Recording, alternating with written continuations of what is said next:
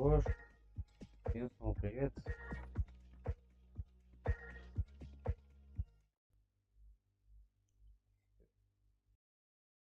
Снова я, как говорится, снова в эфире, то есть у меня еще есть время, поэтому если не успею, то можем еще завтра, в принципе, продолжить. Так что продолжим проходить сюжет, то есть что если успею, то постараюсь все пройти это. И да, я, кстати, наконец-то устранил проблему с захватом звука игры, поэтому постараюсь все сделать так, чтобы это еще убрал кнопки перевода сцен, чтобы они не мешались, поэтому буду внимательно следить за сценой, поэтому так, я немного отойду.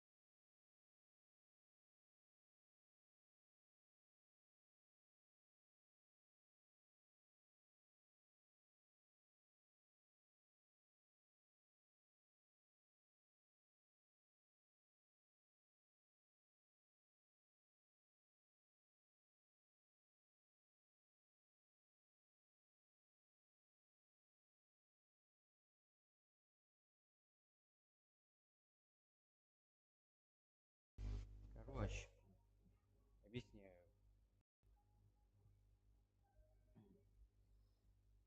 Ну, получается,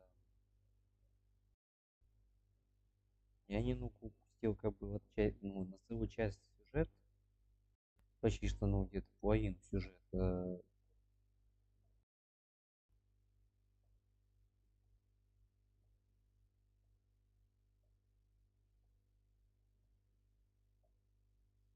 И получается, что вот, да, то есть мы остановились на том, то, что там, ну, нашли, это отправились сообщику, этому, там, это, где-то отправиться, там, Зарянки, Воскресенья, там, выяснить дела там с этим, с повелителем грез, потом мы из Галки отправились там, на другую часть локации, где там вот часовщик, потом отправились, ну, там, начали там вот эти тёлки, ну, короче, так, там, я туда решил прогуляться, пока Риль решил остаться на месте, поэтому в канаве тут свои тёлки решил устроить, ну, то есть, как бы, ладно. Потом вот чего-то переключились на, ну, то есть переключение между персонажами, то есть получается так, э, отправились на, короче, на новую локацию, здесь отборочное испытание у сладости, там где-то, ну, отборочную площадку для новых персонажей, так что, ну, посмотрим, короче, мы разделились на команды, Химик, Смарт, Скайпер, это, разделились на команду, а мы наш ГГ пошел за Светочкой, за Печком, поэтому уже первое испытание прошли. Поэтому тут, так что извините, что там пропустил. Попробовал потом вставить, сделать зап из стрима какого-нибудь. Но тут не видно пока, кто тут какой там еще сюжет, а я прохожу. Так что извините за уже там почти час там записи не упустил. Так что продолжим записывать. Надеюсь. А, да. Так, все, сцену я не забыл включить, а то я реально забыл включать ее.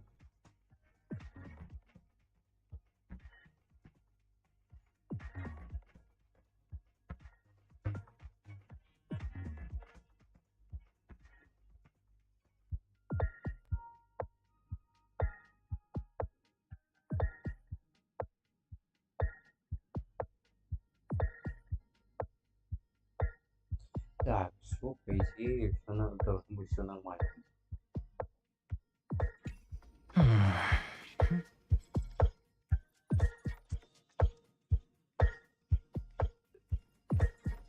Так. Короче, вот, новая типа очень хорошо. Если всего здесь вот все делает. Вот отборочная площадка. Планы.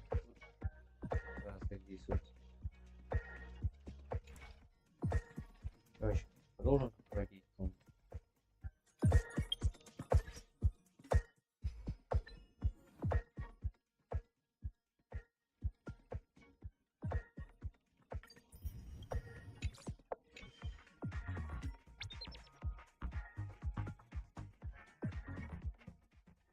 Сегодня вышел новый альбом сайт. Слушаем обязательно.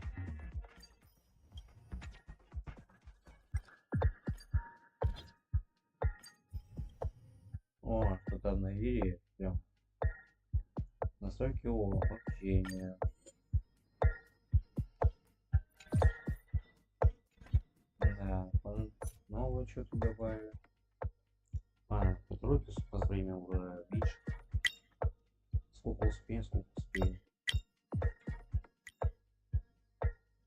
Вот, кстати, на ютубе уже вот субтитрировать альбом я вот выложу уже в сообществе. Так, на сайт еще пока не вышел еще здесь. Но надеюсь, что больше получится другого трека.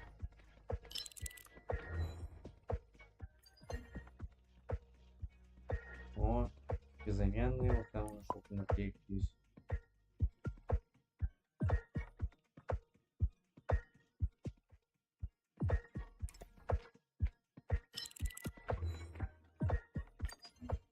Так, пока ничего нового нет.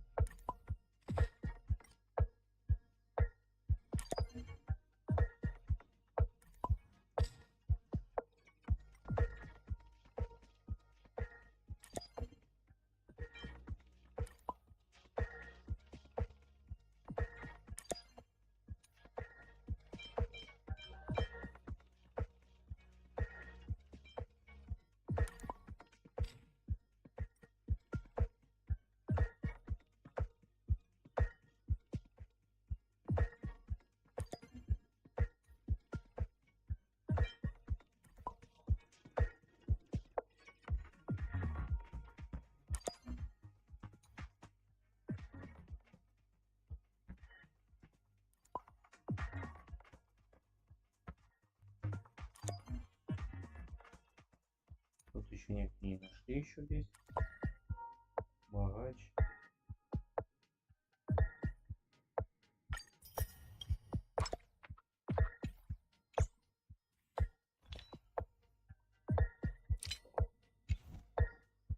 Так, ну надеюсь, никакой задержки на это не будет. Congrats to both of you for clearing the stage, but more importantly, are you having fun? Fun is more important than success. Look at the time. You finished much faster than that red-haired contestant did. That red-haired contestant. You'll find out eventually, but only if you clear the next test first. Welcome to the second stage of the 33rd Scorched Sand Festival in the 20th season, sponsored by Soul Glad Enterprises. Gunfire time! You have the option to choose gunfire and undergo Brother Hanu's trial, or time, where you'll face Lucky's trial. Я бы выбрал Базаха. Now, make your choice.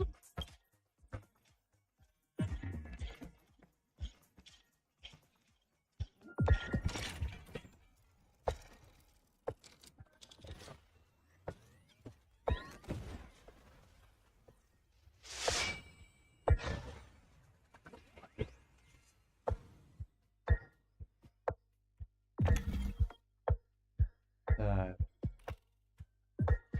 Час огня. Огонь. По сути, о чем, собственно.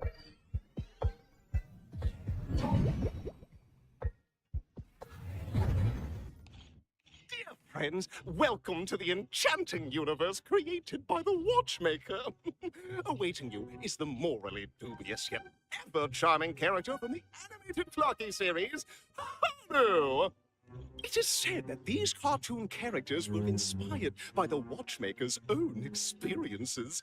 According to research by Clocky scholars, the original Hanu of reality shared a deep friendship with the Watchmaker, akin to comrades in arms. Enter into the world of Hanu via the TV by the entrance and partake in an enchanting and suspenseful story with him. Good luck. If it's a gunfire trial, we should be able to settle this with a fight, right? I hope this won't waste too much of our time. Не займет. Слишком много волнуйся. Ну, опять. Старт минуты.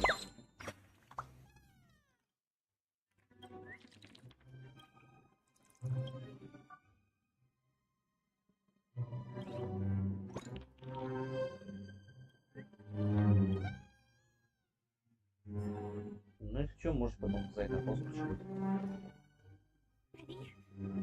Ready? 1, 2, 3. Ну, всё.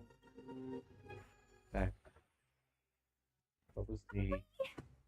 Are we both in control of this Hanu character? Very good. Looks like you've got the hang. In this Hanu's Adventure episode, Boss Stone has gathered his battleships for an assault on Dreamville. Old Buzzfly, Cousin Wolf, and Bombhead are all raring to go. Alas, Hanu presently is ill-equipped to fend off the malevolent mischief makers, which is why he is preparing to seek out the puzzle gentleman. Так, побыстрее.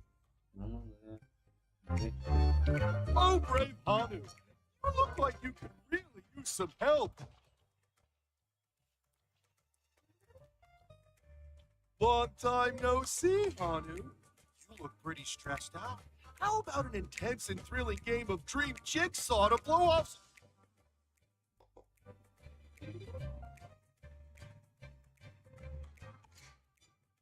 Oh my!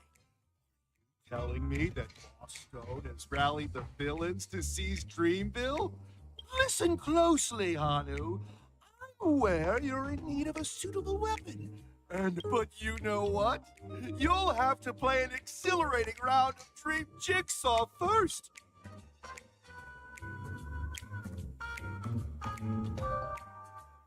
Now scurry along, Hanu, but tread carefully. Two ne'er-do-wells are also eyeing those jigsaw pieces. Either outsmart them with the quick knockout, or I can't wait to see you finish the Dream Jigsaw. Let's stay alert and make sure those monsters don't spot us. Так, а тут будет посложнее. Look up there. If we can push that thing down, you think that would do the trick?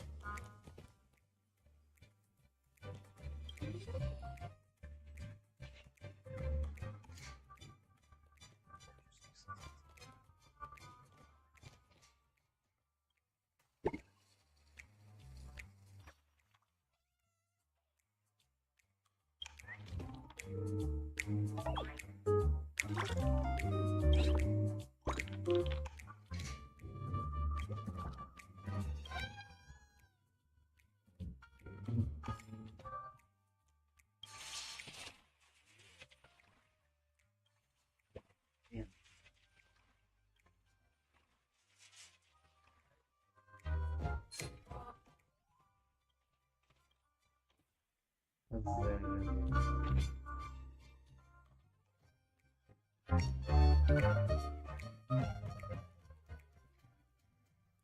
Так, это надо, значит, не быстренько.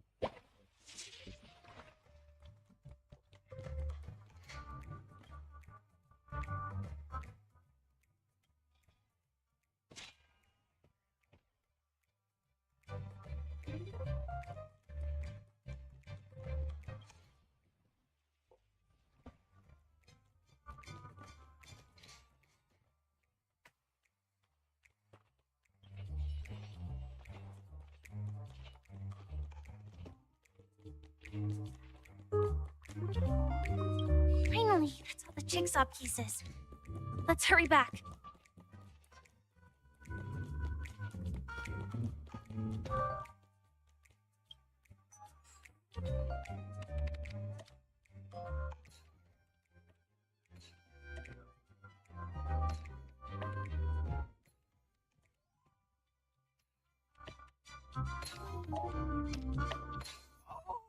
My, the exquisite sensation of perfect alignment. Hurry now, Hanu. Touch that TV set and transform back into your old self. Are such haphazard instructions?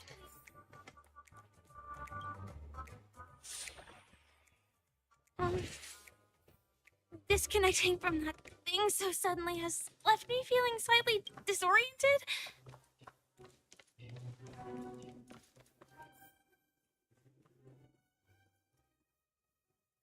Is that Hanu?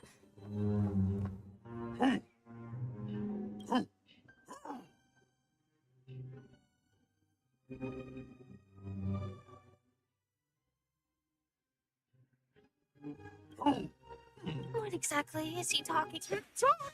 It's time for me to make an appearance.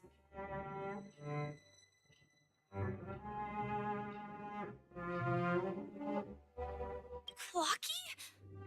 I can also see him. In Dreamville, Clocky is everywhere and can do anything. Like right now, I can be your translator. Hanu says, battle! We must do battle! The enemy is at our doorstep, and we have no path of retreat. For the future of truth. Touch that suspicious-looking TV right now. So they just jumped inside that TV. Sheesh. Logic in this plot and dialogue is really big. Well, here we go again. Ready?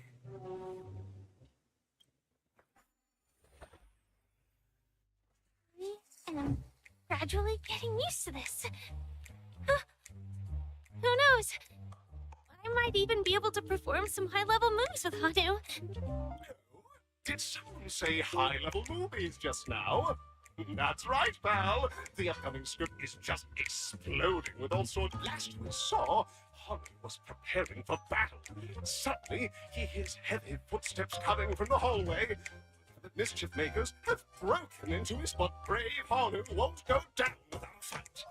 He instantly sprints for the storage room, ready for a do or die. But we still don't have any weapons yet. Hanu's favorite bazooka just so happens to be in that storage room. So, What a coincidentally convenient plot twist. It'd be even more awesome if the organizers allowed me to wear armor.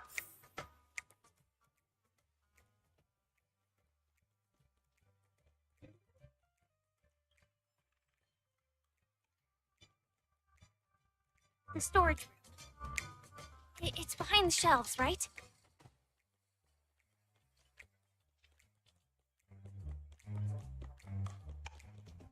Блин, опять идётесь. Как он туда входит?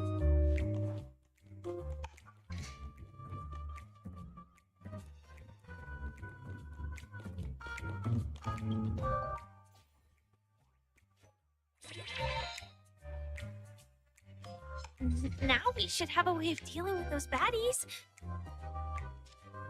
This thing feels just like the soaring locust too.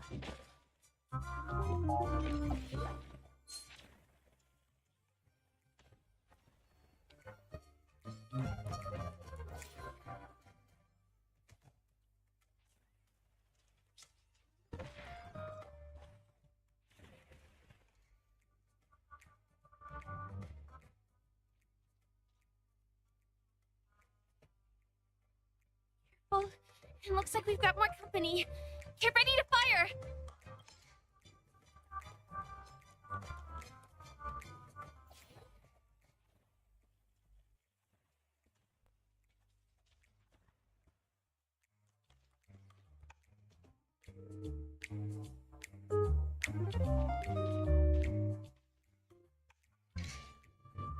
Я не идет подождать. Here we go again. But no big deal. We're pretty handy with this bazooka now.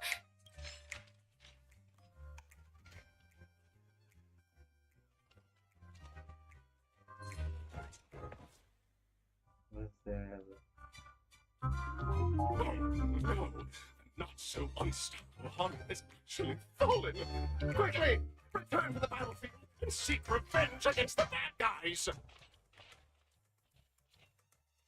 Here we go again.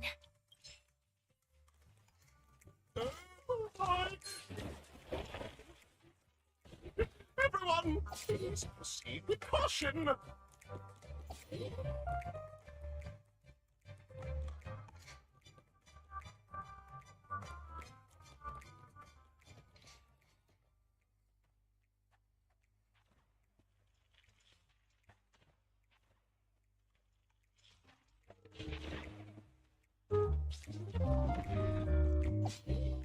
That should be all of them, right?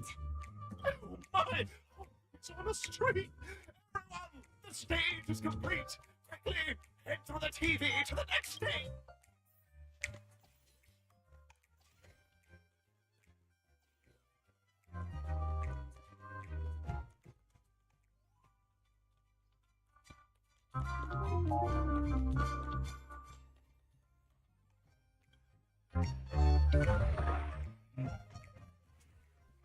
Well, that's that. But it is gonna be hard to let go of this bazooka. Never mind. Let's hurry over to the next stage. Прям всего что-то так не говорила ведь. О, субботняя скорость. Класс.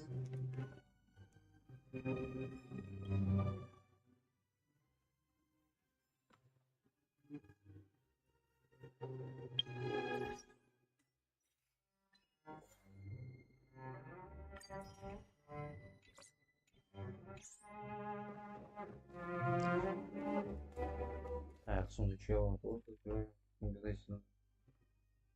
Тоже собирать действительно.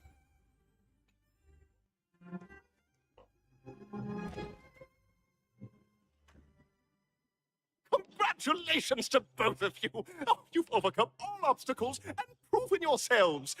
But, unfortunately, in the final stage, you will face the defending champion. If you fail, you will lose the opportunity to become the festive super. Welcome to the 33rd Scorched Sand Festival's third stage in the 20th season, sponsored by Soul Glad Enterprises. Так, нам некуда просто быстро, поэтому быстрее.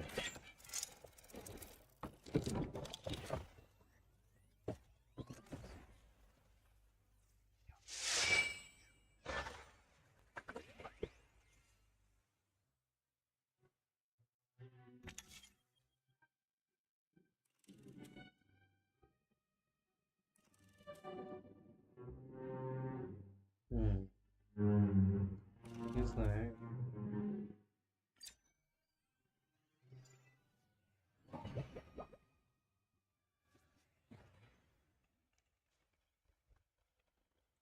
Я скажу, испытание проходить тут.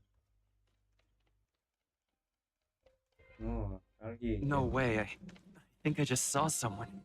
Someone extraordinary.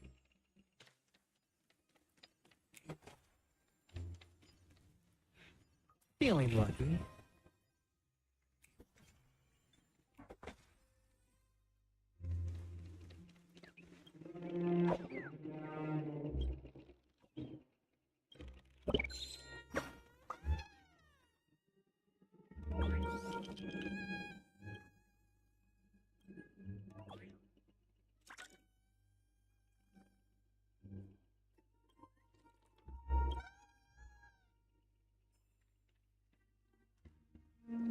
Генти пожаловал.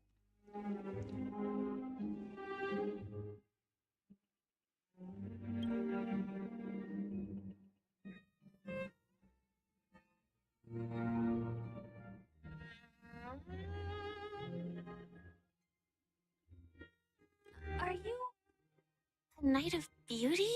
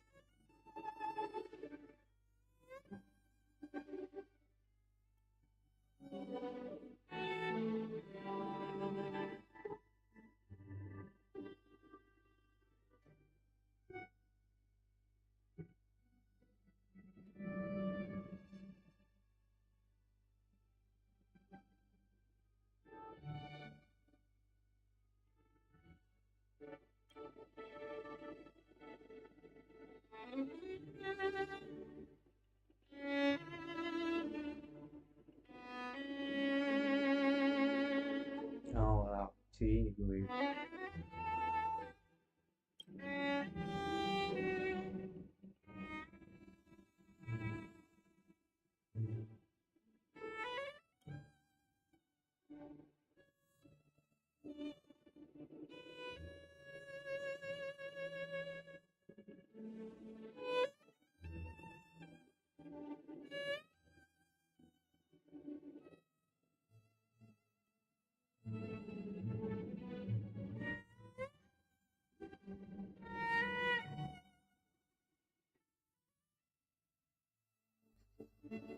Она опять сейчас на бой вызовет.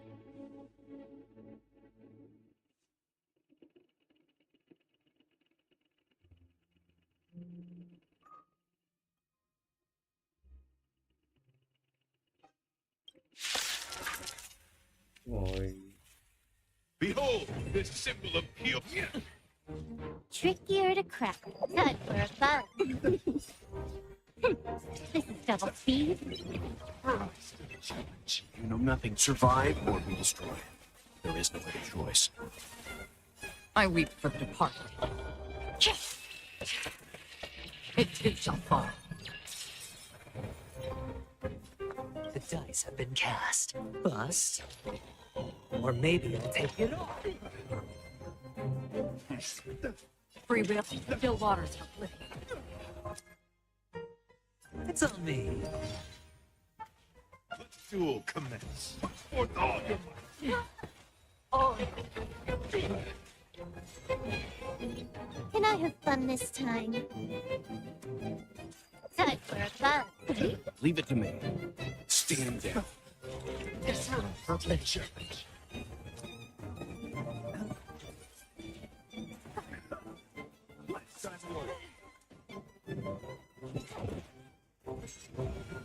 Let's begin. Bear witness.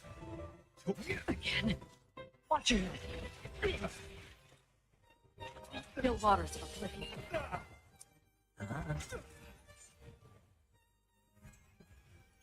Can I have fun this time? It's combat meet. This is double speed. I weep for the departed. It too shall fall. This symbol of pure or fighting shit.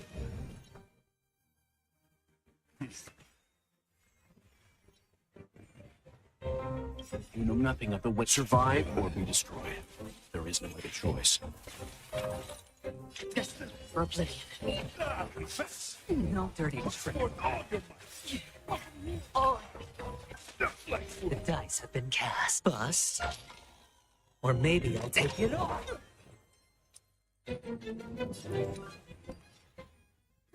More enemies. Time for a bug. Christ and just Stand down. let the duel commence. For all your might.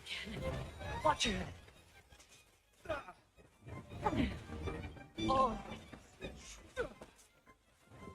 Come here. I weep for the departed. It takes a fall.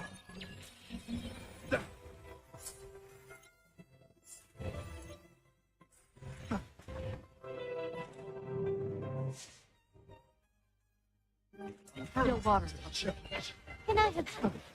Hedge your bets. It's on me. Leave it to me. Bear witness. You are fighting a gentleman. More enemies. To the This combat isn't double speed.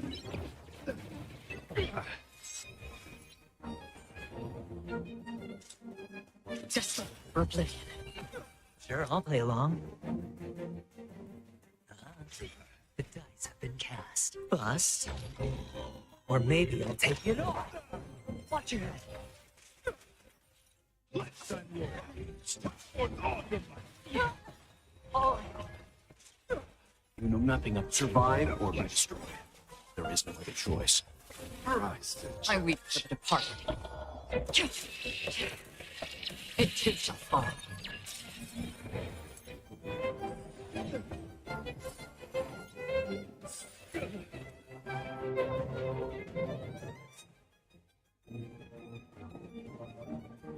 Что будешь делать, да?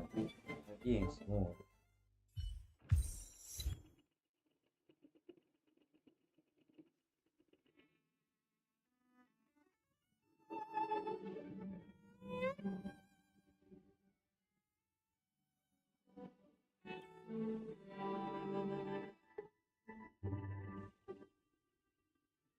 Все-таки сделал правильный выбор.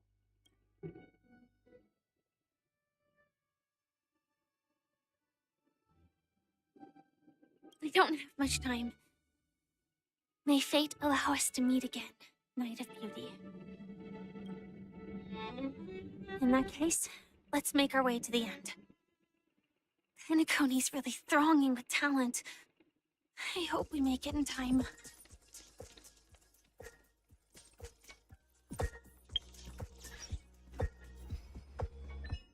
Вот это было прекрасно, твое событие.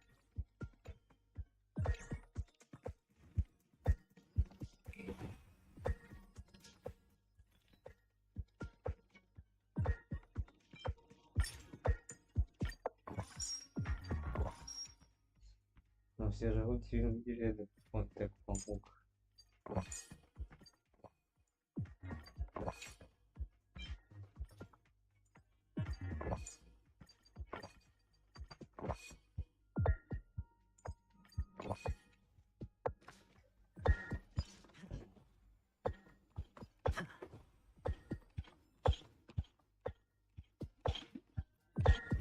Теперь пишу. Понимаю, почему это агенте не возьмем.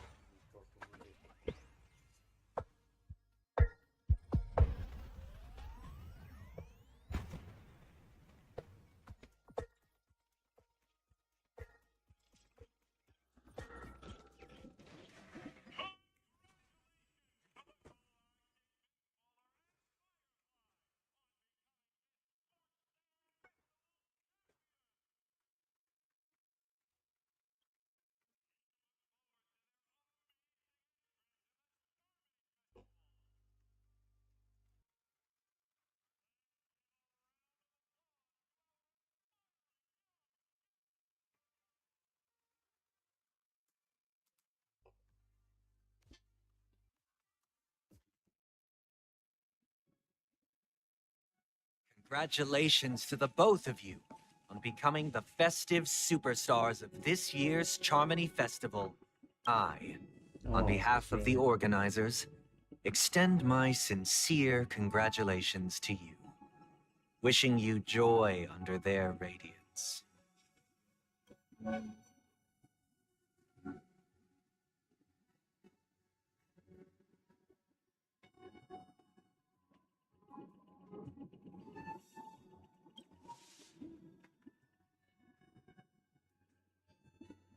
As previously promised, my sister, Mr. Yang, and I have met with the Dream Master. We delved into the truth about Peniconii and its Stellaron, and have come to a consensus. Both I and the Oak family cannot acquiesce to your request. Just as expected. We acknowledge the perspective of you, Nameless. Penaconi does require change, but not as you propose. The planet of festivities cannot and will not revert to a place characterized by chaos, disorder, or anarchy. Through your journey of overcoming obstacles, you must have glimpsed the essence of that era. The vulnerable ruthlessly eliminated, equality non-existent, common folk living precarious lives, eking out a dreary existence. Ultimately, only heroes like yourselves manage to achieve success. But I would dare ask, if you did not possess the special status of having a Stellaron, and you were but an anonymous and frail member among the masses, which Penaconi would you prefer? A dystopia for the survival of the fittest, or a sweet dream paradise for all?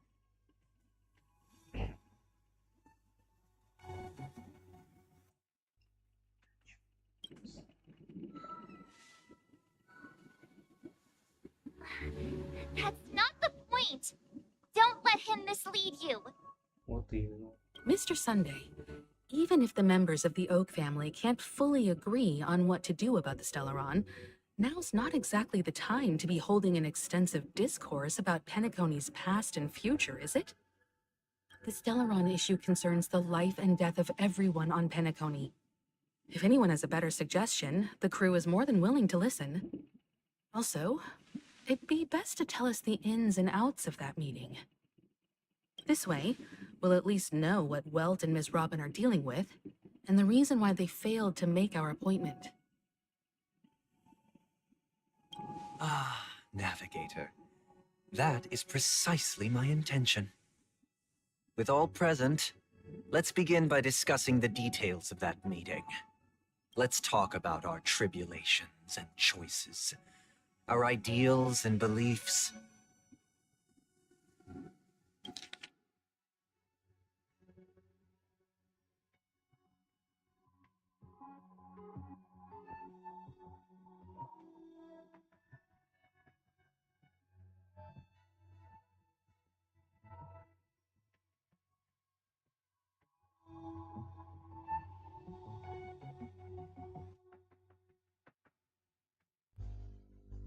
Так, ребят, я немного тоже попить, поэтому... And our final course of action. The only path to take.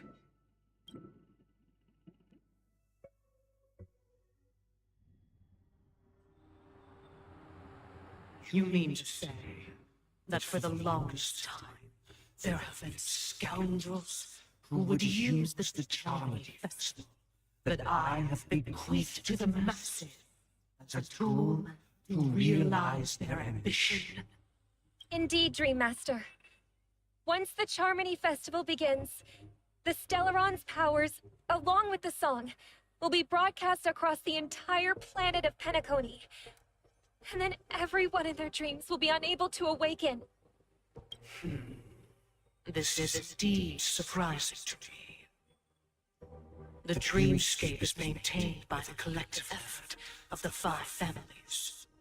If someone were to use the Charmony Festival to recklessly disseminate the power of the Stellaron, do you have any suspects? I'd like to ask, did you really not know of the Stellaron's existence? I would have never thought that this nameless would point the spear at me. Quite as If I have offended, the Astral Express extends its sincere apologies. But the current circumstances are dire and leave no room for meticulous inquiry. We're doing this out of concern for the Dreamscape's safety. So, Dream Master, it's just to prove that the Charmony Festival has nothing to do with the Stellaron. if we're being overly cautious, I will return to the stage to offer tribute in song. Sunday, Robin. I've watched you two grow up and know your dispositions like the back of my hand. Both of you, right now, can surely be lauded as the most devout advocates. The magnitude of this matter is enormous and cannot be taken lightly. Since Mr. Yang has asked with such earnestness, I will personally respond in kind. If there is a need, the entire Oak family will be mobilized to heed your call. Someday, might I ask you to beseech them to cast their light unto me, and question me in their stead, so that no lies may be concealed? I will do as you command. Robin, could I entrust you to be present as witness, to document the truth, and to proclaim my innocence, so that all slander may be utterly dispelled? I will do as you command. May thy will be carried out on earth, just as it is in the heavens. Oh, triple-faced soul, please sear his tongue and palms with a hot iron, so that he will not be able to fabricate lies and make false vows. Let us begin. There is nothing else to prepare. Understood. Question. Have you devoted your life to your god, never worshipping other gods? Naturally. Do you love your god as you do yourself, always heeding their admonishments? Naturally. Have you strayed from the path expected by your god, betraying their name? No. Have you ever been inordinate with your asks of your god, coveting more than the foundation of the creation itself? Never. Then, a final question. Do you swear to fulfill all vows, past, present, and future? With the Eon as my witness, if I do not deliver on my words, or if I renege on my vows, may I be cursed in accordance with divine law. They have seen your faith, and have endorsed your faith. With this, it can be evidenced. Just a moment. What is it, Mr. Yang? I have another question I hope to have answered. To my understanding, the family's harmony and prosperity have never relied on so-called divine laws. The god you both mentioned, are they truly Shipe? Mr. Yang should know that those belonging to the family toil together as if they were kin, embracing solidarity and unity under their light. Such a delicate and complex symphony. Which other god could perfectly harmonize this, if not for the Great One? Perfectly harmonize it. Therein lies the problem. It isn't an outsider lurking in the shadows who changed the harmony, but a dissonance that has surreptitiously emerged from within this very symphony itself. In the distant past, there existed an Eon. With one flick of the wrist, they crafted the laws of the cosmos. Their followers formed the Beyond the Sky Choir, spreading solemn and reverent hymns throughout the universe. Later, they fell. The route traversed by this Eon clashed with the harmony, ultimately being absorbed and fused into it. The chorus that once reverberated across worlds fell silent, and when it echoed anew, it was transformed into the hymn of harmony. Но Кейт говорит о Эйне и его порядке, который поглотил Шипе. Though an Eon may perish, paths with no masters still linger. in the all-forgiving harmony, echoes of bygone dissonance may subtly arise. Mr. Ye, being overly astute can be a detriment. Especially when you find yourself alone and without allies. So this is how it is. For the sake of our grand cause Sunday, please afford these two an opportunity to rest. What?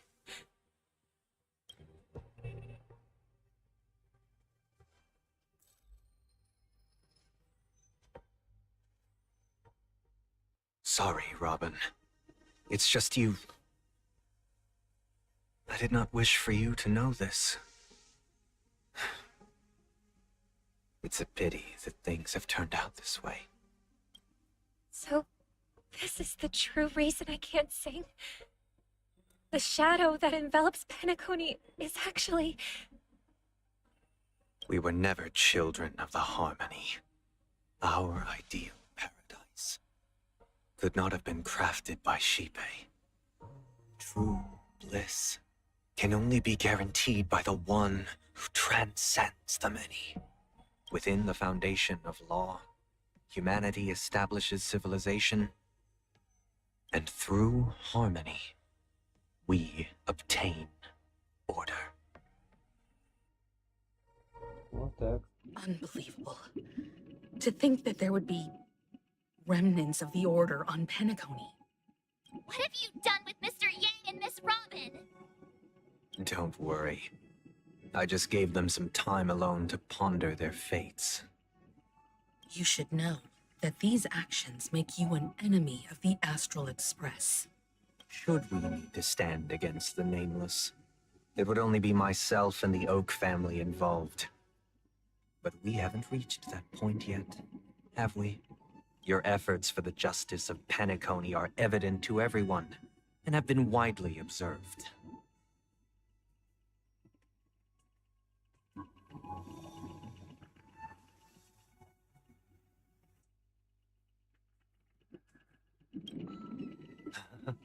Patience is a virtue. However, I won't hold it against you. On the contrary, If it is the Order that drove you to imprison Welt and Robin, and you're using them to coerce our compliance, then there'll be no point in entertaining any type of discussion. You're mistaken, Miss Himiko. They are in very safe hands, and just as the family has always proclaimed, no one can be harmed in the dreamscape, least of all in the beautiful new world belonging to the Order. Peniconii and the entire universe have witnessed far too much innocent bloodshed. The strong wield their blades against the weak, and the victors push the vanquished to the brink of life. Natural selection. The world abides by this principle, establishing the well-being of humanity atop the corpses of the downtrodden. Only we, or rather, So you've decided to resurrect a dead Eon? No one's ever done such a thing. if Miss Himiko is interested, let's draw back the veil and speak candidly. I've always firmly believed that people can understand one another through peaceful means. I'm willing to divulge the unembellished truth as to the intentions of the Order's Pathstriders, so that you will make better judgment for the Astral Express, for Peniconii, and for this stretch of the universe. Words can hardly do justice to the beauty of that ideal. So, come with me, everyone. Let us retrace our steps, and see once again where this road leads. Where'd he go? Welcome. This isn't any location in Peniconie's dreamscape. It's my inner world. The reason the scenery before you remains unchanged is because your consciousness has drawn on similar concepts to fill in the gaps.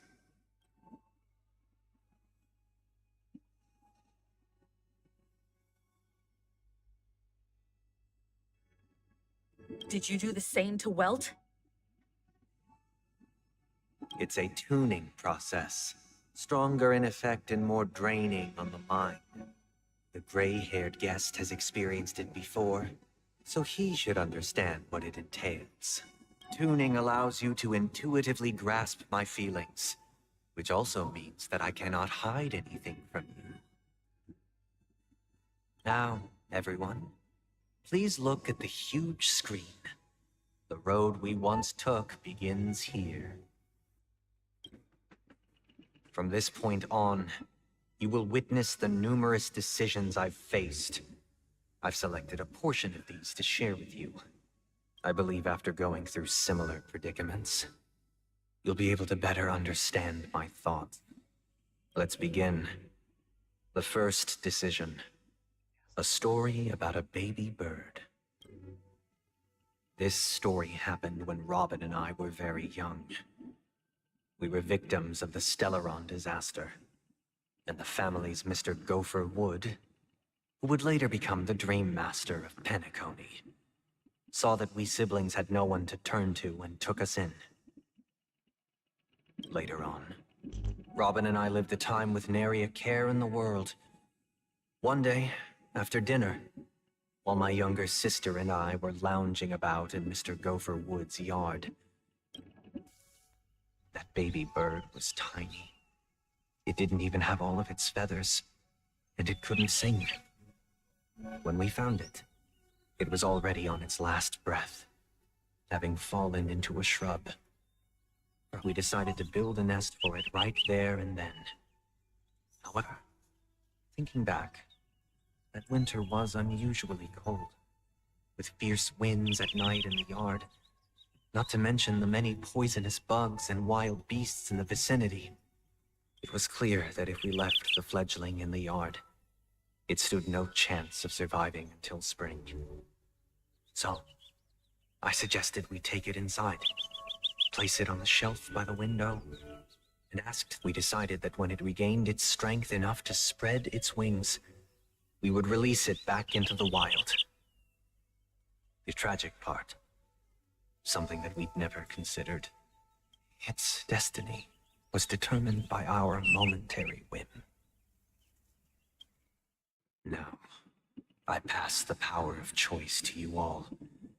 Faced with this situation, stick to the original plan and build a nest with soft net where the Charmony dove fell.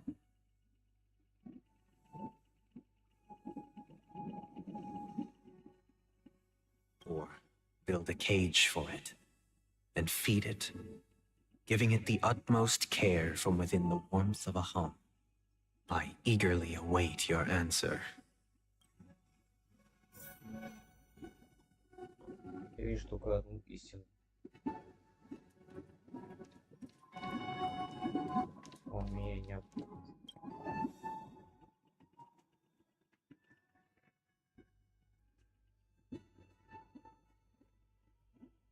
Interesting. Since you've made up your mind, allow me to reveal what fate this choice will bring to the fledgling. From what I've observed, there are at least 3 predators in that yard that prey on small birds. The Vossical Scorpion, Asdana Wolverine, and the Huntington Winged Snake. Even if they shy away from humans, these animals are still near apex predators in a fenced location like a yard. In such a location, only one fate awaits that little Charmony dove. As for the choice you made, I am deeply sorry. Now, this story happened when I was appointed as Bronze Melodia, a position exclusive to the Oak family, charged with listening to the problems and vexations of Dreamscape residents and providing them with the relevant guidance. It was during that period that I had the opportunity to hear voices from all corners of the Dreamscape. Joy, sorrow, arrogance, regret.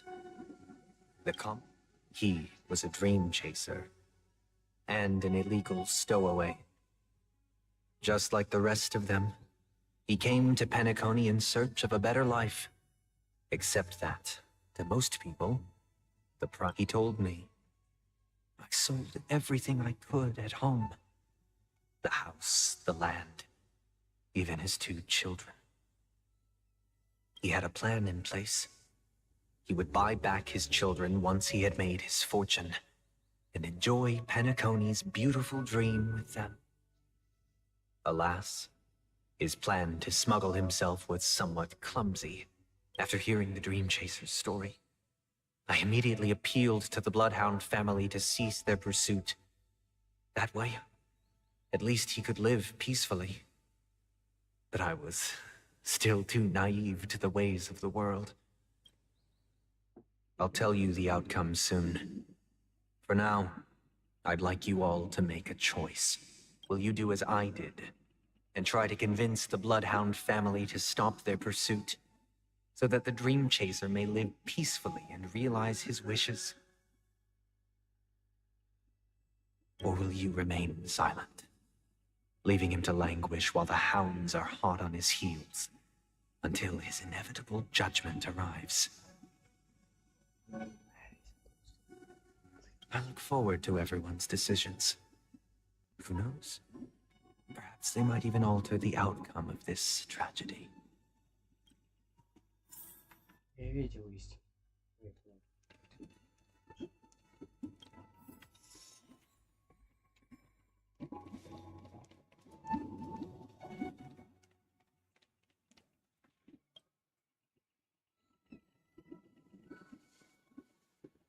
I'm honored to witness you arriving at the same decision. Out of respect, I'll share with you the dire consequences that my choice back then brought about. First, the outcome. He attained major success. After avoiding capture, he ran a business for a few years, very quickly making a name for himself, elevating his status. He might now then. Did he realize the wish he set out to achieve? No. The last time I saw him was in the real world, where the hounds were going to permanently exile him, and I was the accompanying bronze Melodia. He told me the reason he was in this predicament was because he conspired to usurp the head of the Alfalfa family. When I asked him about his 2 children, he instead responded with a question. In the end, my heart aligned with the harmony, and the good deed I dared to undertake held no value, turning instead into a wrongdoing. It created a lamentable oppressor. As to your choice, I once again offer my heartfelt apologies. Next comes the third and final decision, and the story this time is my own. This story happened the day I was appointed the Oak family head. At that time, Mr. Gopherwood was the current Dream Master, and as for his wish, we had a private conversation. What surprised me was that the Dream Master had only come to deliver a letter to me. He let me read its contents, and it was a letter from my sister. The letter contained the usual pleasantries, anecdotes from her travels. Nothing out of the ordinary. Just as I started wondering how this letter related to our discussion, the Dream Master began to speak. Do you know who wrote this letter? My sister, of course. But why would you personally visit me to hand me a letter from my sister containing mere trivialities? To help you grasp the full scope of this issue. Do you know where Robin is? From what the letter indicates, she must be in Caspelina 8, correct? She's touring there right now. Correct. Has she mentioned anything about a stray bullet? A stray bullet? What? A war has broken out on that planet. It is because of this very reason that Robin chose this destination. To spread the word of the harmony. She hoped to ease the people's suffering with song, and was willing to brave mortal danger to deliver the IPC's medical supplies. Unfortunately, stray bullets show no such compassion. flesh. Is she all right? If the operation was successful, she should probably be recovering in the field hospital. By the eon above, the bullet struck her neck directly, yet possibly as a reward for her consistent deeds of harmony, it didn't hit any vital arteries. Once you've attended to your outstanding tasks, Those savages. I'll pack my bags right away. Gratitude for bringing this to my attention, Mr. Gopherwood. Now you understand why she always wears such elaborate neck ornaments, don't you? How could this happen? This Robin. It's all in the past, so please don't worry. I share this in the meager hope that you will understand the harmony's limitations and predicament. As grandiose as the strong defending the weak sounds, many times, it is nothing more than wishful thinking. Likewise, I prepared one last question, one last choice. But rest assured, this choice will not have any grave consequences, because this is merely a figment of imagination, a nightmare that has haunted me through countless nights. If you ever had the opportunity to make a choice like I did, would you still support Robin's journey on the path of harmony?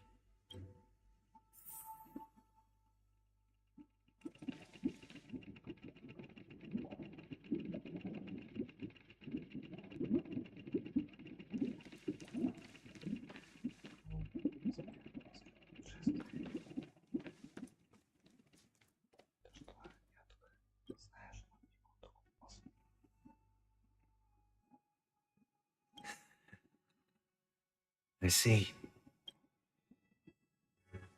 I am now aware of everyone's stances. Raising these questions merely serves to illustrate one point. The plight of Penaconii cannot be salvaged by the harmony. The true foundation for a sweet dream paradise can only be established through the order, where the strong govern the weak. I know the suffering of being tormented, the turmoil of losing your way, sorrow, and even despair set in when matters don't work out. All of this causes me unending pain, because this is not what happiness is at all. We must teach the weak how to live a happy life. And this life isn't some noble propriety that the upper crust preaches, but in definitive terms, a way of survival that belongs to everyone. So what is your definition of living a happy life? Good question. Human consciousness is fundamentally an illusion, a cage known as self-worth. People lured in by this illusion make mistakes. Yet when one mistake after the next permeates the masses, they become impossible to trace.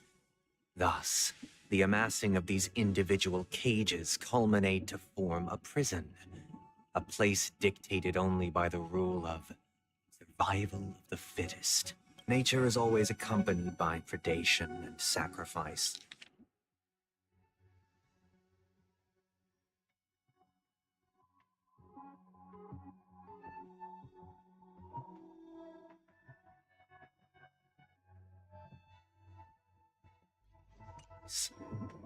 Its antithesis is known as order. That is what I want to do.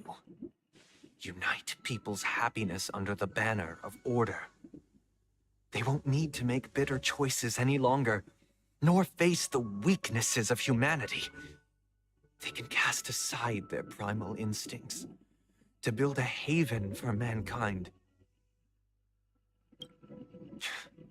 Simply describing thoughts is far too abstract, so allow me to provide a simple example. As you all may know, there are societal norms like weekends and long weekends that exist on some worlds.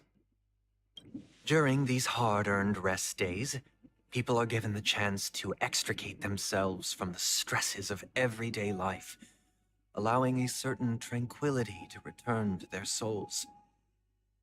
And it is only on these days that people do not have to adhere to the law where the strong prey on the weak. They can live out their lives happily during these brief intermissions. It's just a pity that 2 or 3 days are still too fleeting compared to the span of a lifetime. From where I stand, society's ideal system should be 7 rest days. Following Sunday, there should ensue a second, a third, and indeed an infinite procession of Sundays. This should be the face of the new world. Idyllic, eternal, peaceful days.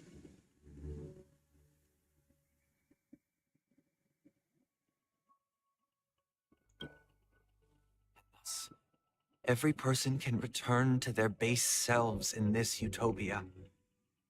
Some gaze in reverence at the stars, pouring their whole beings into calculating the distance between us and the isolated world of Pagana.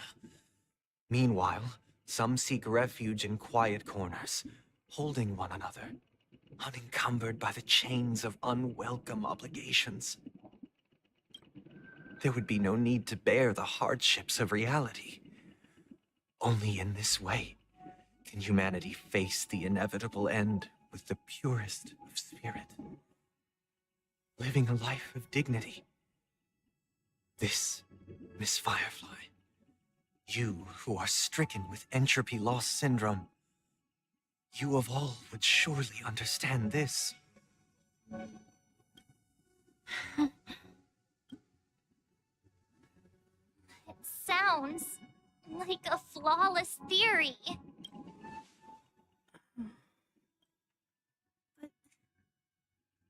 What is the price to attain all this?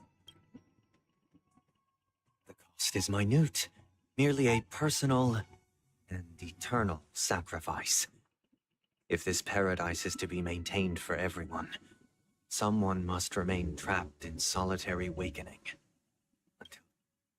Awakening. Which means that this so-called paradise is still a dream. Stepping into this paradise means forsaking reality, correct? It is not forsaking, but transcending. Flesh, blood, sorrow, weakness. If the physical is the root of spiritual suffering, it is only logical that we defeat it. But in this supposed bliss, people won't have defeated their demons. The chance to overcome their tribulations would be forever lost to them. In other words, it is an escape. That's another way of understanding it. But there is no shame in escape. On the contrary, the seeds of escape exist in everyone's hearts. Don't you agree, Miss Firefly? And as to why we sleep, it is because we are afraid to awaken from our dreams. But this is not in conflict with the grand plan. Only in acknowledging this can we truly understand the frailty of human nature, and from there, show compassion and protection.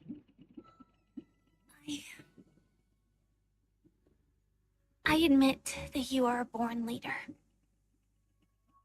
Your perspective on humanity brims with pessimism. But unlike you, I live for the self. From my perspective, individuals making choices for themselves is their birthright. The want to escape may be innate in the weak. But whether they are weak or not, it is not up to another to decide. Perhaps in your mind, you also view me as weak? Because I don't think so. Since Miss Firefly has said her piece, the Astral Express will also naturally give you our answer. We'll leave it to you, just as Mr. McHale instructed before. tell him our choice.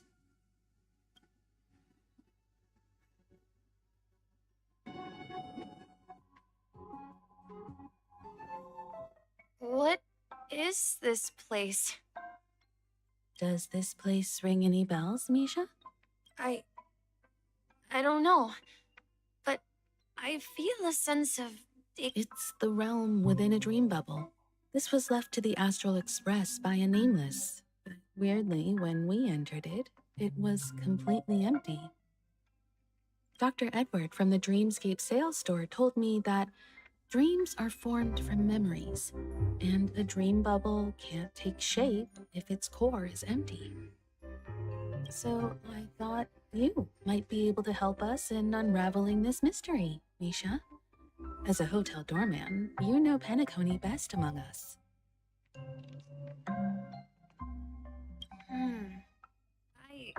I don't know much about dream bubbles, but if you want to figure out what this mansion is, I'll do my best. I'm counting on you then. Himeko, I still don't get it. Why were you so sure that Misha had a connection with this dream bubble? I wasn't sure. It was just a hunch. But since Misha feels familiar with this place, my hunch might be correct.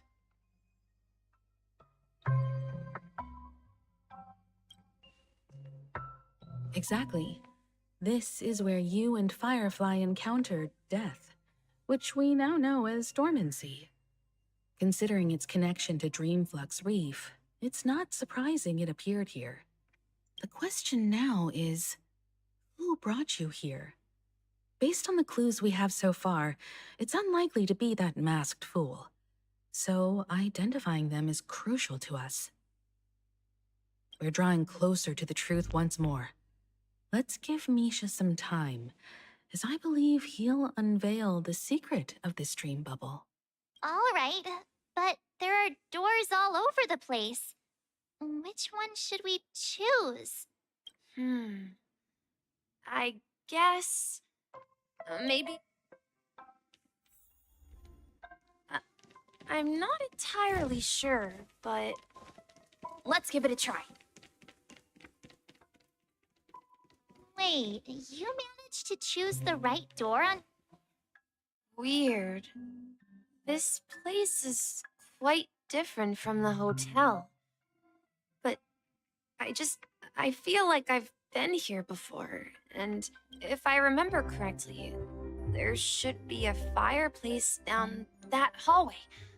Clocky and I used to sit by the fire, listening to the crackling of firewood, and the room on the other side was the toy room. I loved spreading out all the toys from the box on the floor. Hold on. This doesn't make sense. Didn't I grow up in Dreamflux Reef? This could be a case of amnesia. Don't worry, Misha. It's common for everyone to forget certain aspects of the past. Those memories haven't vanished. They're just lying in the depths of your mind. Since this place seems familiar to you, why don't we explore a few more rooms and see if you can recall anything more? Yeah. Then let's check out the rooms I just mentioned.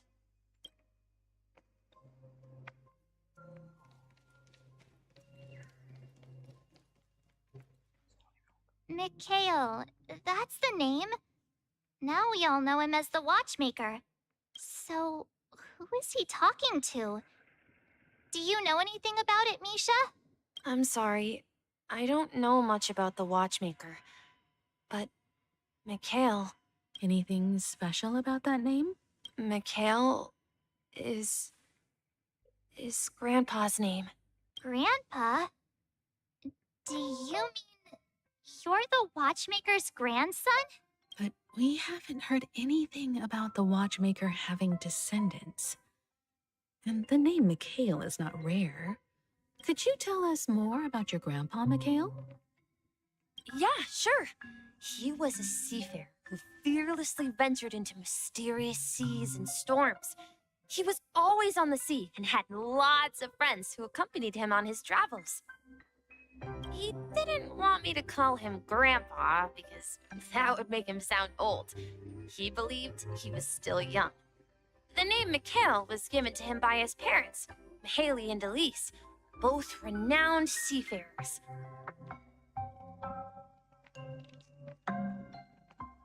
Every time he came back, he'd share his logbook with me and tell me about his adventures at sea. I want to become a great adventurer, just like him. It appears that the seafarer has nothing to do with the watchmaker. So, perhaps it's just a coincidence? So, where is your grandpa now? He went off on a new journey, and it's been quite a while since I last... So, where has Clocky gone? Did he leave to protect Dreamville?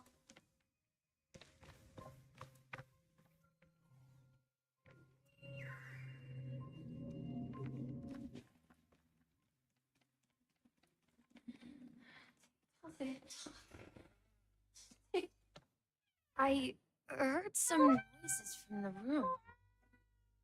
Origami Bird? You and Origami Bird are friends?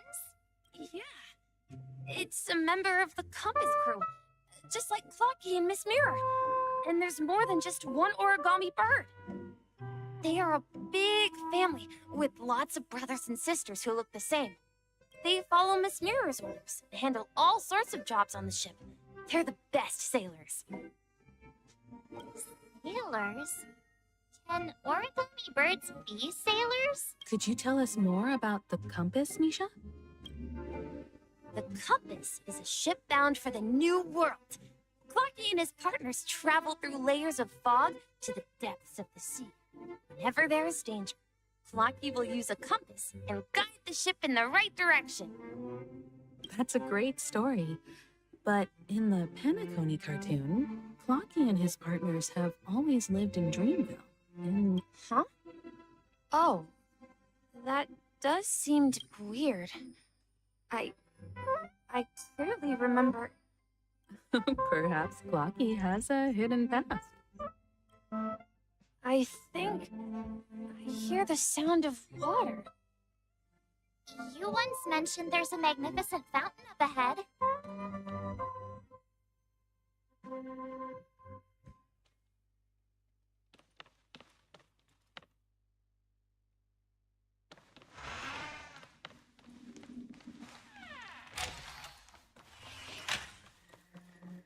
Look, there it is! The water resembles a precious jewel, embedded in the dreams of all seafarers. Every time I gaze at the shimmering lights beneath the waves, it feels as though I'm back in this place, standing by your side. Have you recalled anything, Misha? Yeah, I saw these sentences in Grandpa's logbook. He used to say that despite the perils of the sea, whenever he stood on the deck in the afternoon, overlooking the sparkling waves, he would think of this fountain in front of his house. He often said that those moments felt like returning to his family's side, and the difficulties at sea didn't seem quite as challenging. You know, I quite understand such sentiment.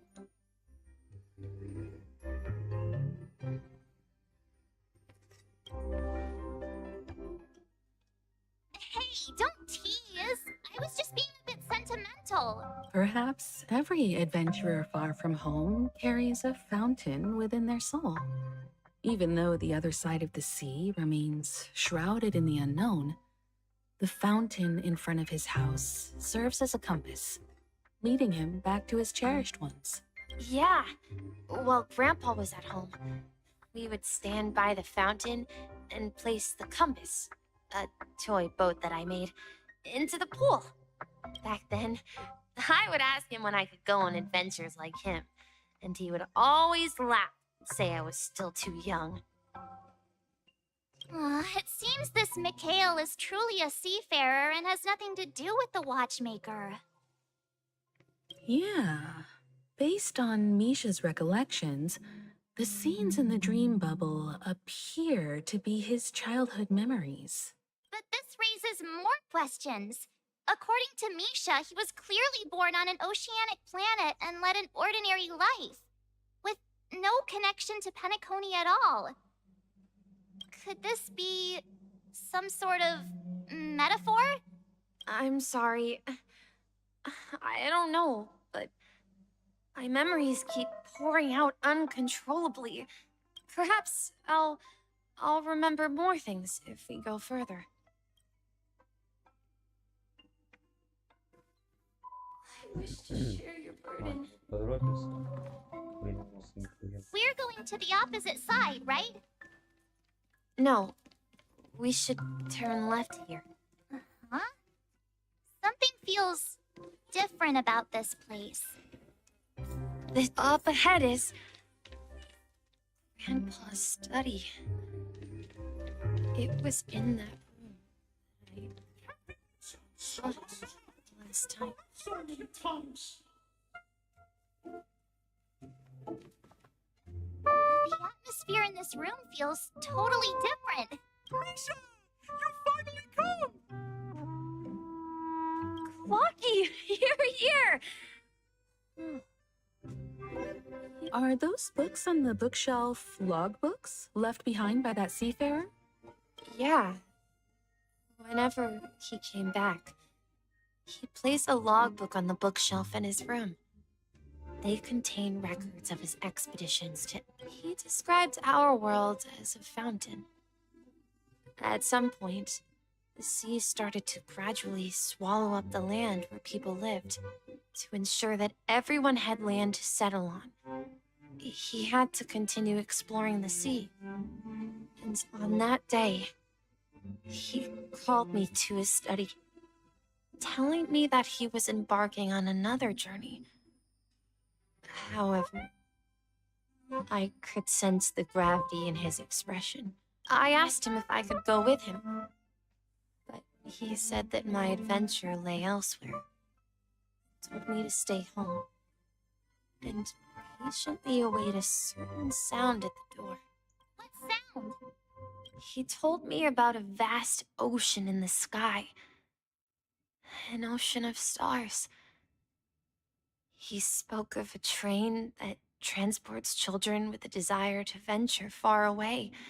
He said that he knew the crew on the train, and that he had asked them to take me along. He said the journey I had always dreamed of. A train? Could it be? It's the Astral Express. I remember now.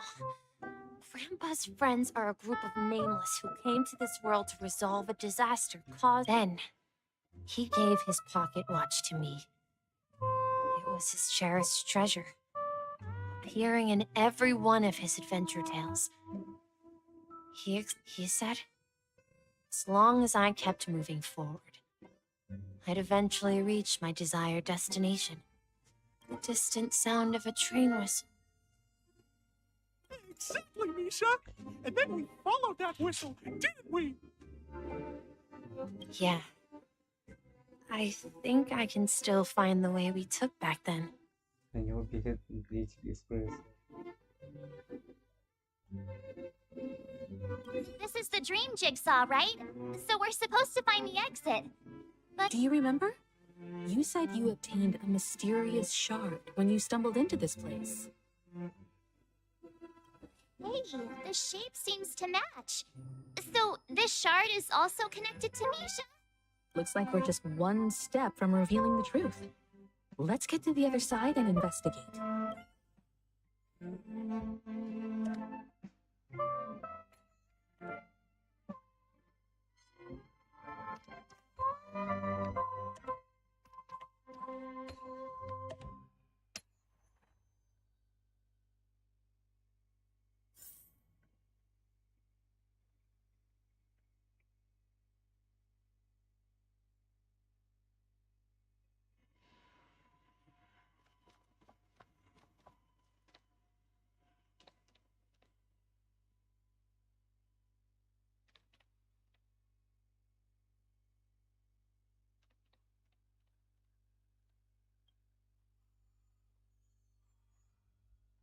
This is it.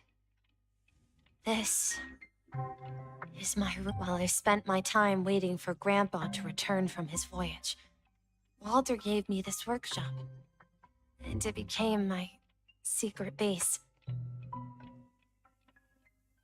Here, I learned how to repair clockwork and gears out of my fondness of precision mechanics. In my dreams, I was the captain of the compass, embarking on adventures with my companions, Clocky and Miss Mirror.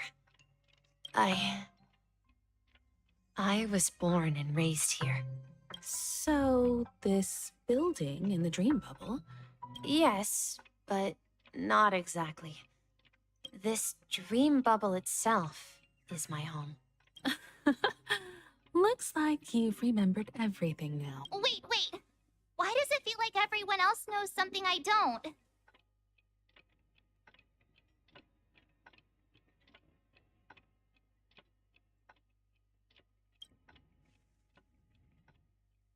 March, do you remember when he mentioned a clocky that only he could see? Yeah, the little guy here, right? But we all saw him in Dreamflux Reef, right? And Mr. Yang even greeted him. Looks like everyone on the Astral Express has a childlike spirit. The answer lies in the Astral Express. His experience shows that neither Firefly nor Acheron can see this clocky. And when we were in Dreamflux Reef, you may have noticed that for some reason, nobody outside of the crew had ever talked with Clocky.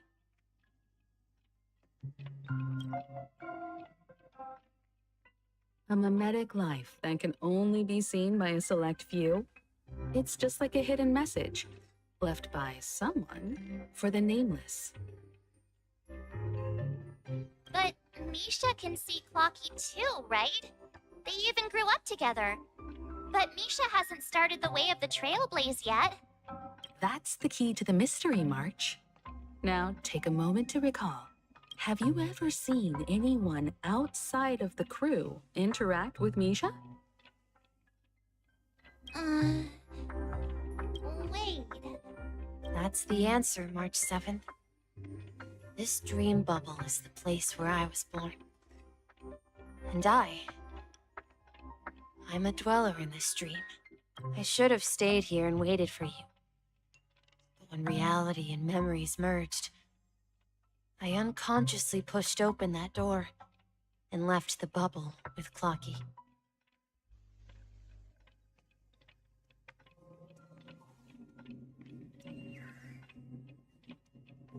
So it's not that the Watchmaker's dream bubble is empty, but rather the stuff inside ran away?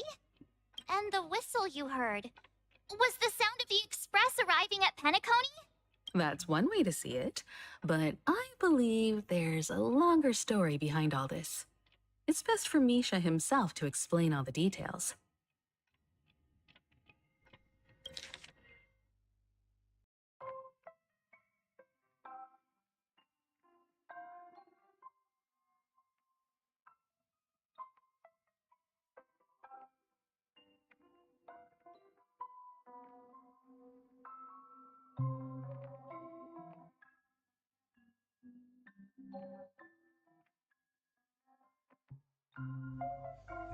Сейчас разрешил, а потом завтра еще поговорю. Видите, ну.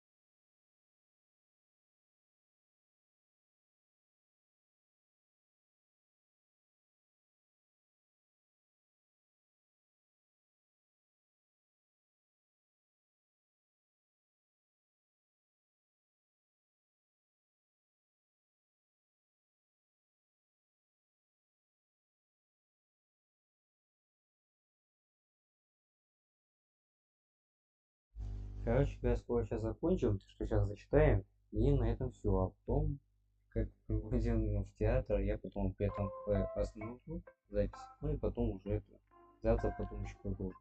Сейчас зачитаем, а потом уже это закончим. А завтра уже будем ходить уже полностью в финал, уже сюжета, ты что? Что? Мы еще потом закончим. How about we start with your name? Now, should we call you Misha, or... Thank you all for helping me rediscover my true self. Now, please allow me to reintroduce myself. I was born on Lushaka, the Presmere system, adopted by seafarers Mikhail and Char. They gave me a treasure, a name that carried their hopes.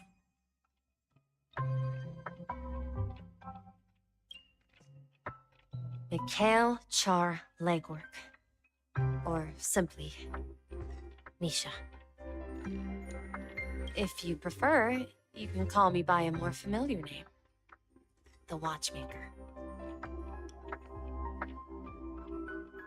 So, you're the Watchmaker himself?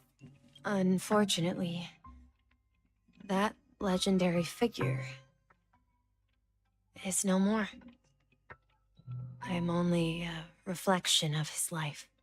As for the child who has been with you, he's the innocent protagonist of Misha's childhood dream. Friend of Clocky, a young apprentice. And this also marks the beginning of his journey, devoted to the Trailblaze. At the end of the journey.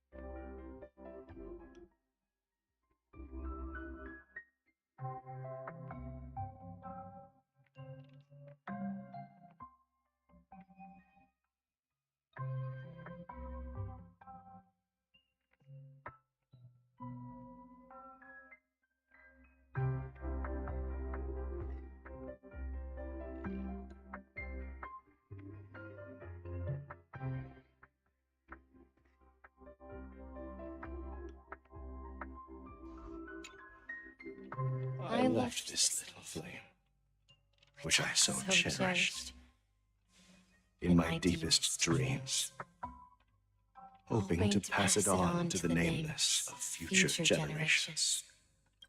However, he somehow left the dream bubble and forgot all about his task. I apologize for all the confusion this caused. Because he was born with a desire to trailblaze, wasn't he? I don't think Misha has forgotten his role as a guide. He remembered it, and that's why he mistakenly appeared as a hotel doorman in his stream from the very beginning. The one who brought our unconscious friend here must have been Misha. If that's the case, we encountered the Watchmaker's legacy from the beginning, didn't we? Well, I have a sarcastic friend who says I always take big detours and end up back where I started. Perhaps that's what every nameless has to go through.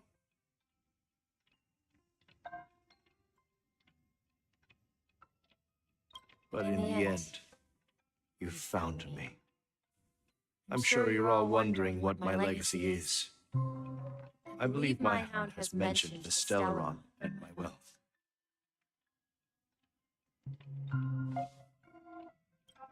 If I may apologize, the Stellaron part is real.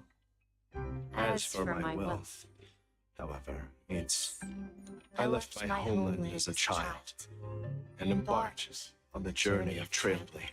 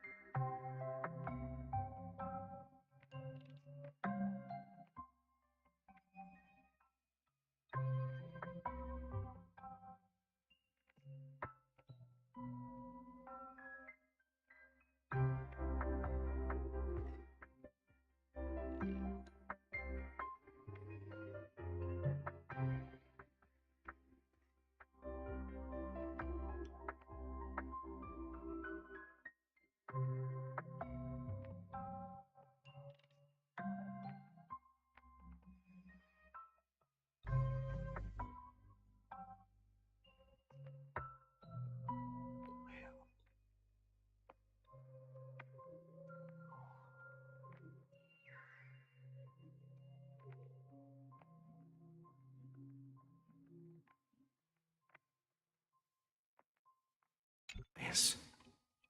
I traveled to various planets until finally reaching Asdana, where my friends and I built the original Penakonii and fought for its future ever since. I've been moving forward all my life, doing what I could to overcome the obstacles in my path. So, if you ask what's left within this worn-out train engine that can be called a legacy, I suppose it's the things that are still burning in the engine's furnace. Now that you're well aware of the current situation of Peniconii, I certainly hope that you'll help me get this world back on track. But I'll leave that decision to you, for the path of trailblaze is never paved by others. All I have for you is a story and 2 gifts. I want to give you my pocket watch. It has accompanied me throughout my long journey, guiding that naive child forward, and has been blessed with the presence of so many great people up to this day. And my hat, too. The one who navigated for me placed it on my head and planted a fanciful thought in my mind. The trailblazing expedition will never end. Now, it's time for you to make your choice. Once you've made up your mind, open that door and enter the long dream of an old man. I'll be waiting for you at the end of this corridor of time. All right, everyone, let's make a decision. Although I don't think anyone will have any objections.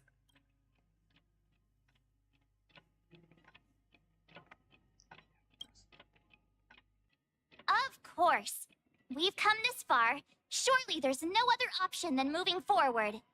In that case, it's unanimous. Then let's proceed together to the end of this stream and tell Mikhail our decision.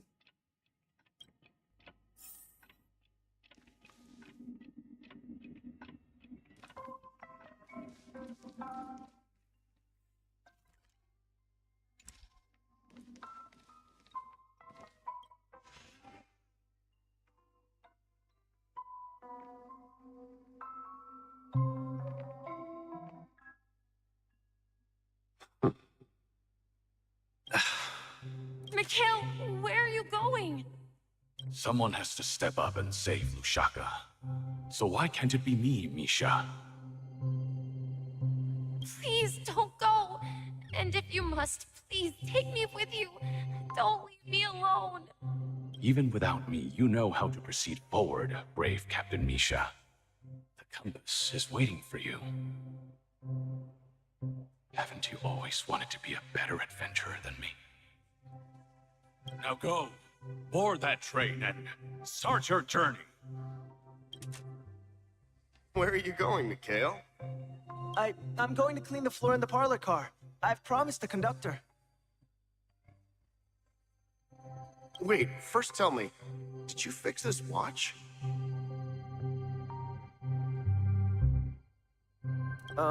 Yeah? I know what it looked like before. Its chain was broken, the back case torn, and the marks on the dial all worn out. How did you manage to fix it?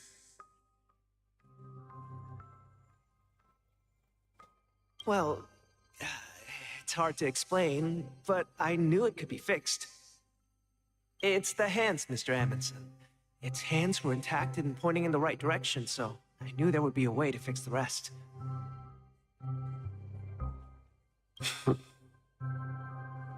I see. You'll work with me from now on. Haven't you always wanted to tinker with this train? You're its mechanic now. As for the conductor, I'll do the talking.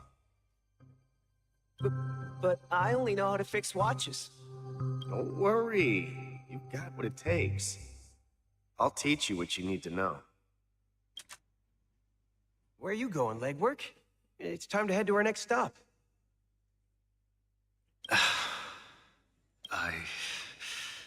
I'm staying in Astana with Rosalina and Tiernan. I see. This place reminds you of home. The people of Astana have only achieved a tiny victory and still have a long way to go towards true freedom. Anunu needs us.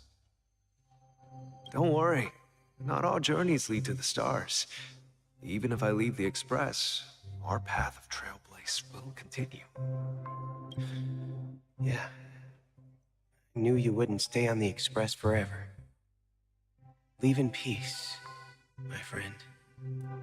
And, take this with you. This is Mr. Amundsen's hat. But why?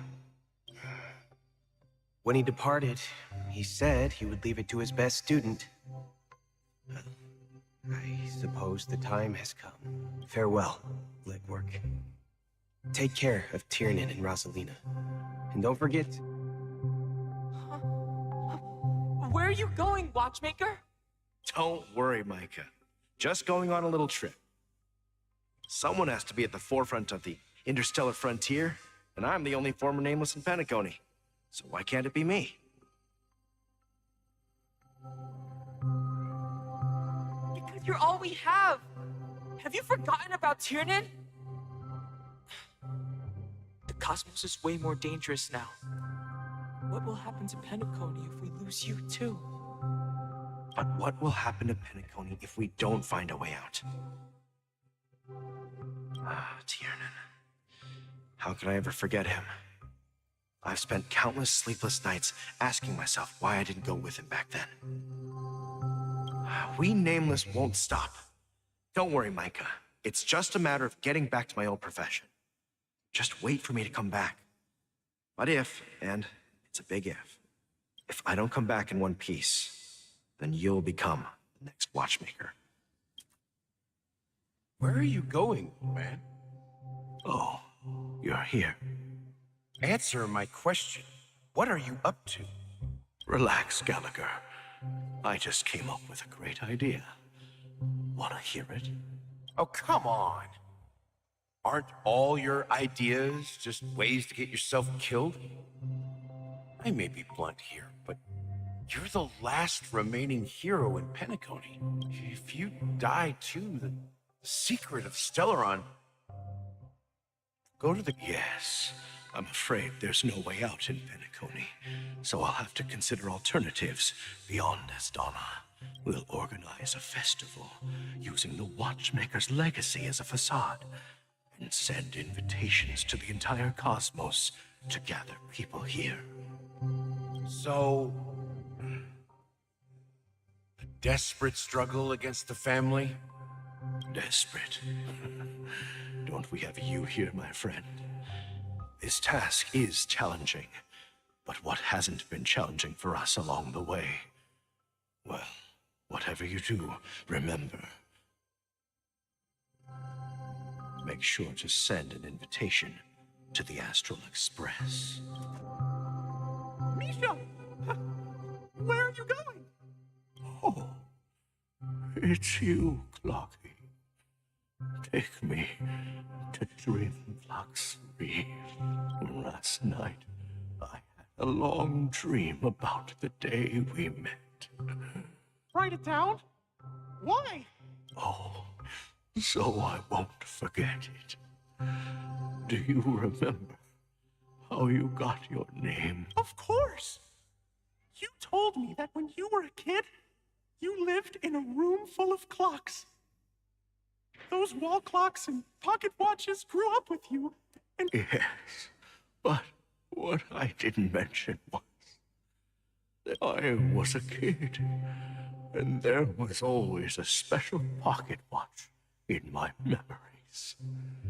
It was with my grandpa, guiding him on his sea voyages. I wanted to have a pocket watch like that too. And that's when you appeared. Yeah. Every night, we boarded the compass. But you know what? It wasn't until the day my grandpa gave it to me that I realized it was a compass. So, your name should have been Compassy, and the Watchmaker is just... We've arrived at Dreamflux Reef. So, where to next? You know, Clocky, I don't think I'll be going anywhere else.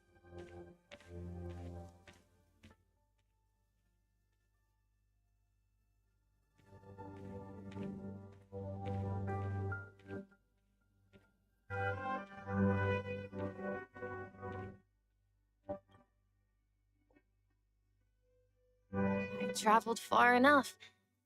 It's time for a little break. Oh.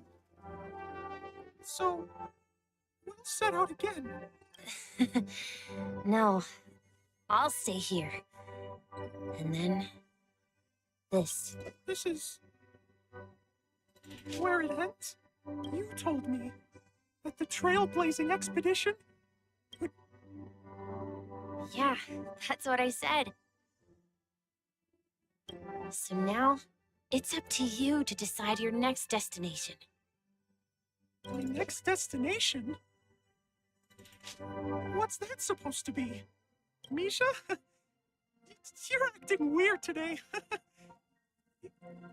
If you're feeling down... No, I'm not feeling down. As for clockwork, yeah, it resolves all problems in this dream. So, do you know what clockwork actually is?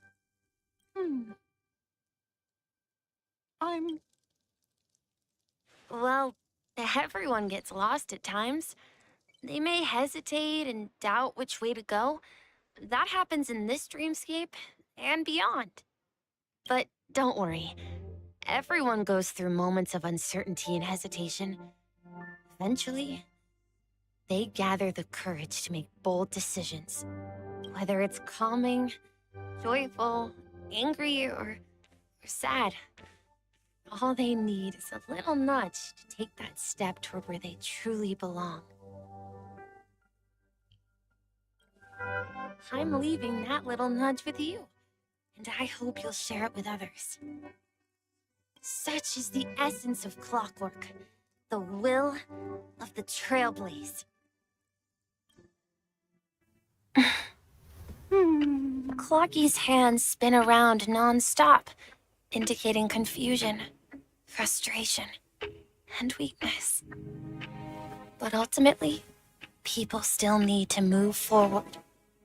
Just like your hands, always pointing ahead. This is where my journey ends. From now on, it is your path. Trailblazing means taking paths your predecessors forswore, venturing even further. The Peniconia in Mikhail's dreams does not belong to order.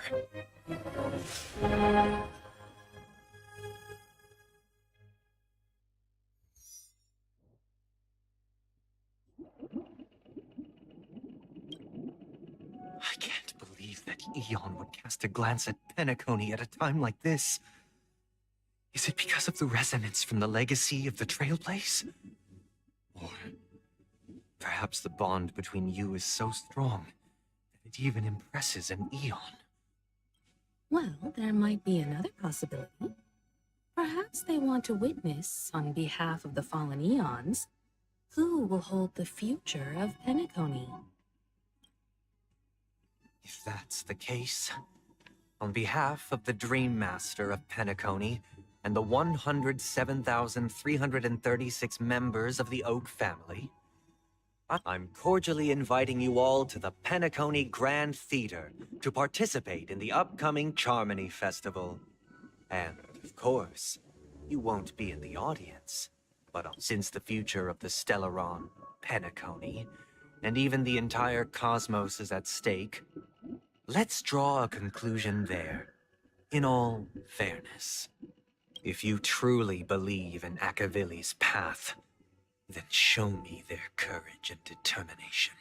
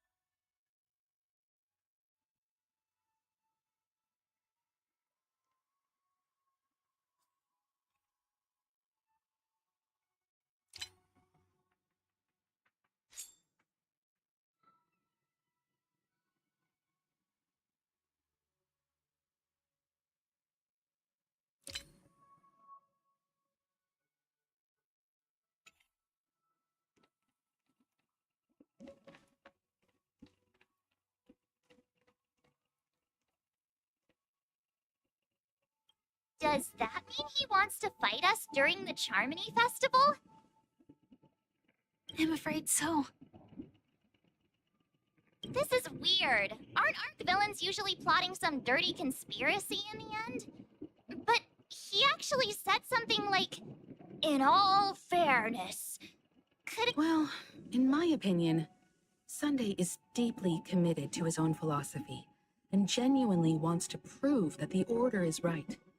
I sensed a strong conviction and a desire for dominance in him. Maybe he won't accept the outcome unless he wins fair and square. That's why he'll give it his all in the upcoming battle.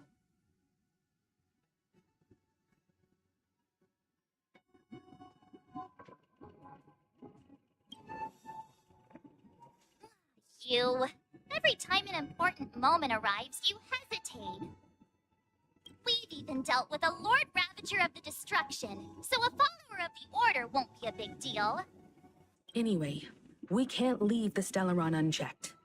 This is about trailblazing a bright future for Peniconii and fulfilling Mikhail's and his predecessors' long-cherished wishes.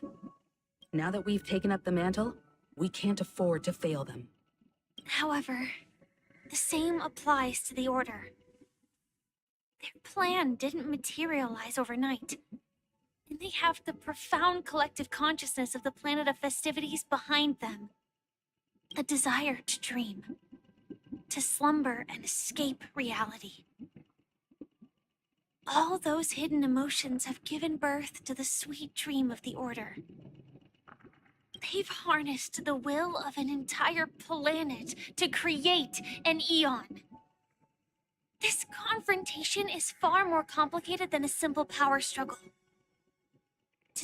What do you mean? Are you not coming with us? I believe Firefly is trying to say that she's heading off to another battle.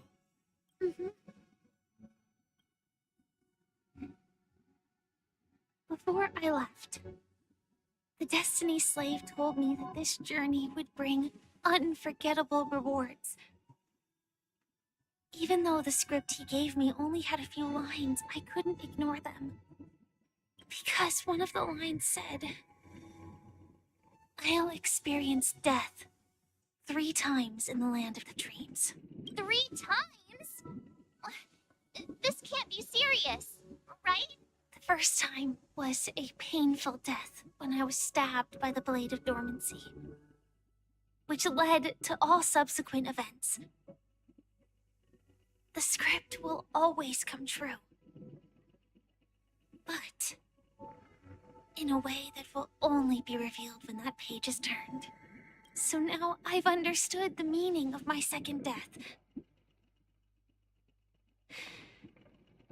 And I am prepared to face it. If all goes well, my efforts will provide crucial support for you. Only by achieving victory in this battle can we secure a future for Peniconii. And only then, my third and final death won't. The most terrible form? Does that mean... The true death, where everyone in Peniconii loses themselves completely in the eternal sweet dream of the Order. We must do everything we can to prevent that. Have you made up your mind, Firefly? Yes. Otherwise, I wouldn't be here.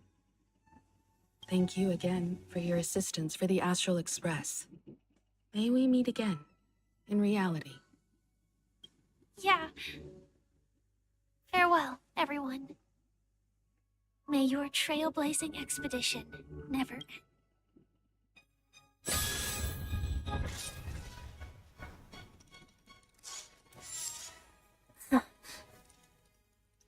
I dreamed of a scorched earth. Everyone, ready? A new shoot sprouted from the earth. It bloomed in the morning sun. It whispered to me. Like fireflies to a flame, my biggest death. May we meet again in reality.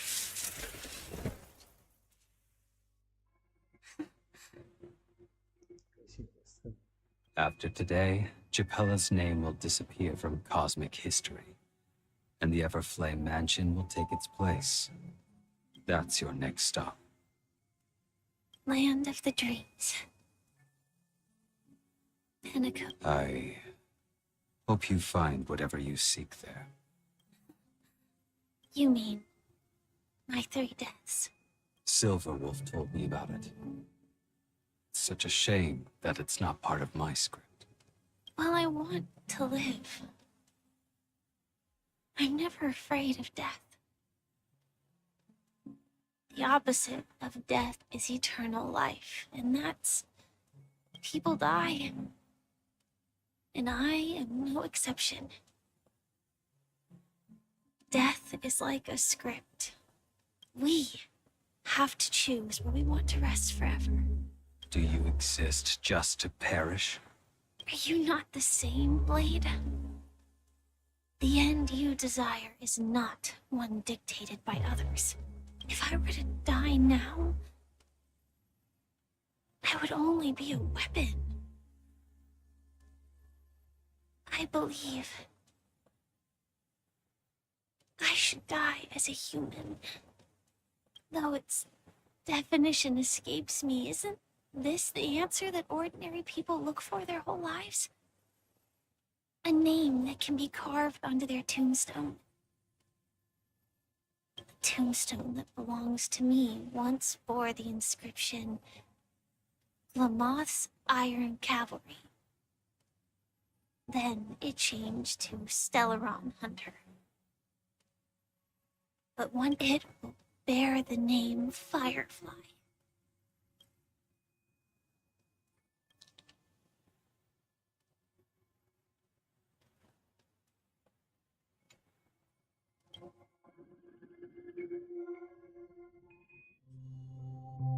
That's quite unexpected, old man.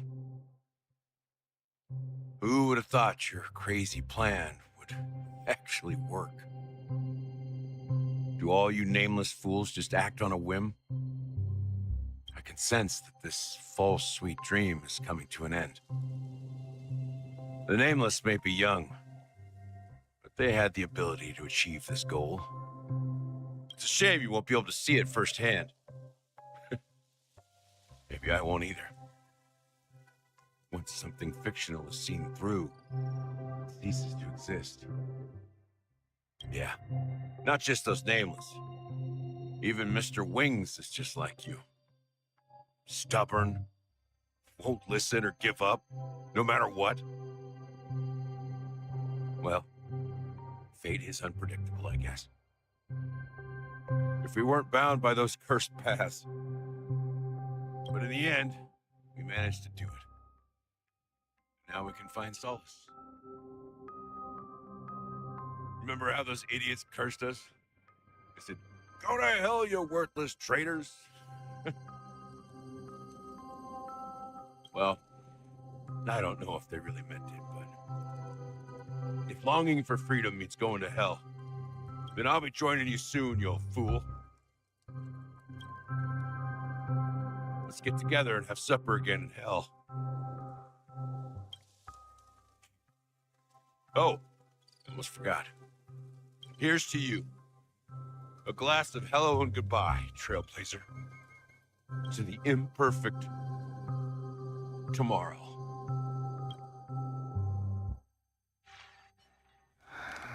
It's warm here, isn't it? You're lucky to have found shelter from the rain. I was just following the scent of life. It's particularly strong in a place like this. It's a shame these berries don't have much flavor. Seriously? In case you didn't know, this fruit is pretty juicy. The only downside is that when you chew it, it becomes extremely spicy. Have you lost your sense of taste? I can still taste certain things. A faint. Before coming here, I stopped by a place called Orkron. It had barren cliffs and nights lit by bonfires. Burgundy snow would fall from the sky, and when it landed on my tongue, it tasted like raspberries. The flavor wasn't exactly sweet, but it left a lasting impression. When I think back on my past, I realize that what's tying everything together isn't the big events, but rather these small yet unforgettable moments.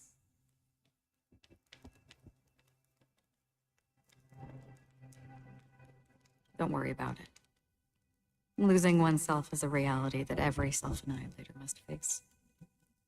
At least, I haven't completely lost my senses and memories yet.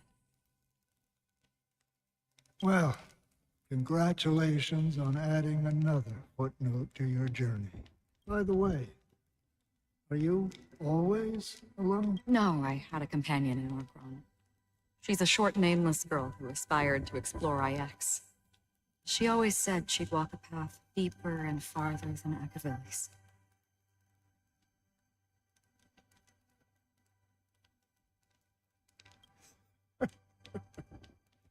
Quite an ambition for such a small girl. She became stagnant water. Well, my condolences. Condolences. I don't need them. The girl left with a smile. She never regretted her choice and most definitely wanted me to say goodbye with a smile. So, that's what I did. It's proof that you're grieving for her. Or perhaps I'm just afraid. Afraid? I rarely sense that emotion from you. I'm afraid I'll forget the 30 days I spent with her, just like all the other days in my life. Most of them have already washed away with the rain, disappearing into an unseen realm. I fear that those vivid red memories will fade away too. There isn't much color left. And besides this faint, warm red, there's almost nothing. Hard to imagine. A ranger accustomed to bloodshed, destruction, and chaos finding warmth in red. Because I have experienced this warmth many times. Long ago, I promised someone that I'd bring it to more people. And that for every remaining moment of my life, I'd strive for, as long as this red color still lingers, I have a chance to fulfill that promise. It represents a burning fire, blooming flower, the berries in this cave, and life itself, fleeting yet still dazzling. In the end, it will lead me beyond the horizon of existence. And on the other side, The one blessed by the sleeping and shapeless is considering how to kill them. That's truly pure nihility. But you're right about one thing. After spending so much time near this stagnant water, when will this rain ever? perhaps when the sorrows of the departed have finally quieted down.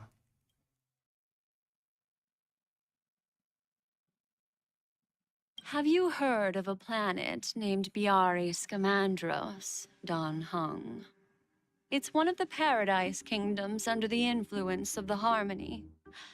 A sought-after wonderland for the inhabitants of the Dardanu Major and Minor systems. Half an Amber Era ago, the family held an unprecedented festival there.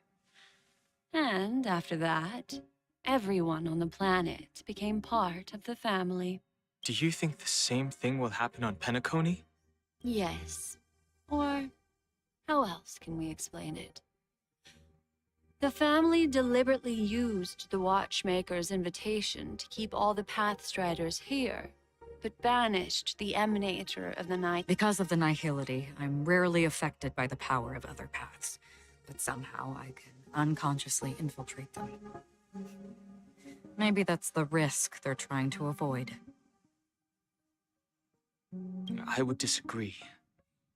Biari Scamandros is not part of the credit system or connected to the Silver Rail. It's nothing more than a remote civilization sheltered by the Harmony. But Penaconii is different.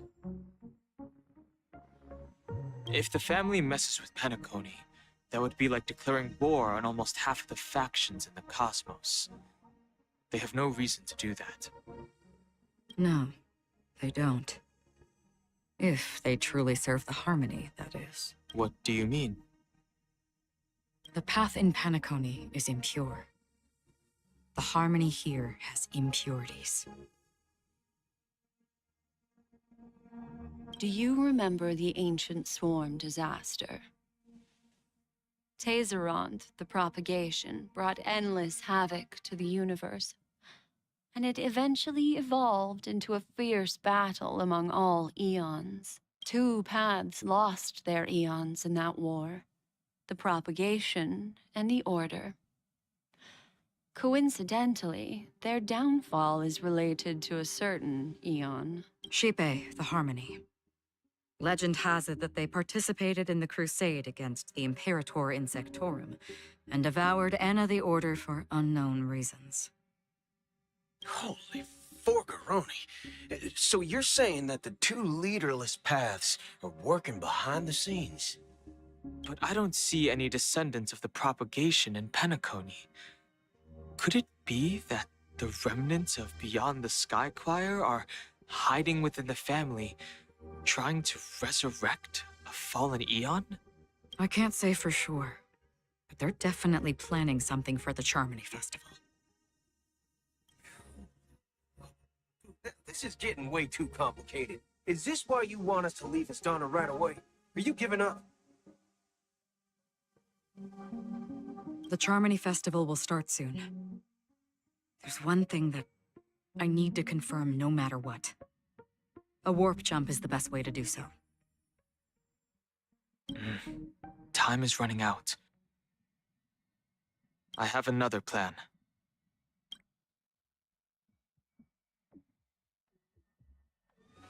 Hold on. Are you thinking of using the Jade Abacus of Allying Oath? Exactly. The assistance from the lawful... Think it over.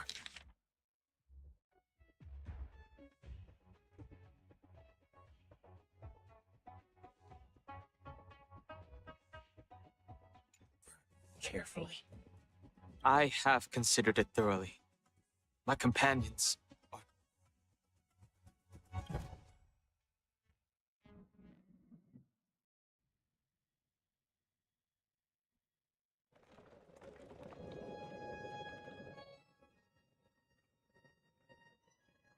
Are you the only one here, my child? The Nameless is quite the diplomat. Our secrets have spread like wildfire within the family. And I think this is a crucial moment for us. So, where is the chosen one who harmonizes the very sound?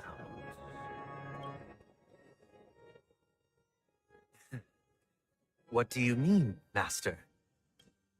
I'm right here in front of you, aren't I? You know, she was supposed to be the star of the Charmony Festival. In our plan. But the plan has changed. As her brother, I know she doesn't want to sing for the Order, so I'll take her place. You've always been wise beyond your years. I'm sure you understand the consequences of your choice.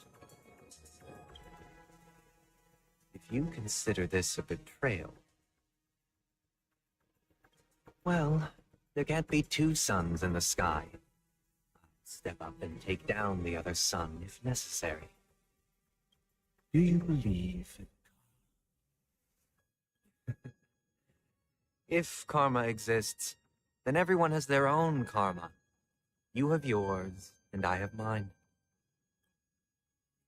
And my karma has nothing to do with you, Mr. Gopherwood. All right. Since you're willing to sacrifice yourself for her, I'll grant your wish. Well, the compromise came sooner than expected. Why? You and your sister were born as twins of the Order. And one of you is destined to follow this path to the end. Is this part of your plan? Of course. You're still as clever as you were when you were a child. The opening is near. Go, my child. Seize the power of the harmony and reveal your God. I have one final question, Master. Why did you choose to bring the Order to Peniconia? Wouldn't it have been better to choose a desperate world instead of a city filled with hope and dreams? Why?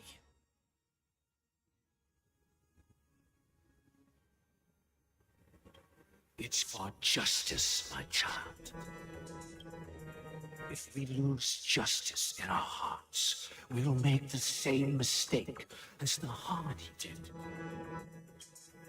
So, it's not you who manipulates the dreamscape with the Stellaron, but...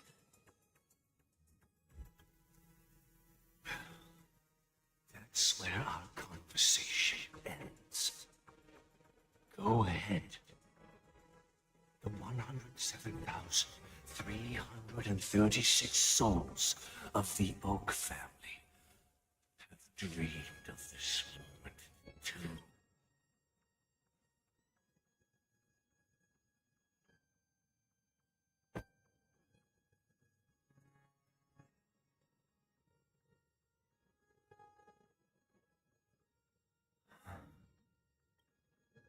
I shall ascend to the heavens, becoming the scorching sun. Bathed in my light, my people shall flourish, while all evil shall be eradicated. This is the interior of the Peniconii Grand Theater. It's quite exhilarating to be flushed into the air by Soul Glad. But why is the venue still closed when the Charmony Festival is about to start? And not only that, the entire theater is eerily quiet. No audience, no staff, no one around.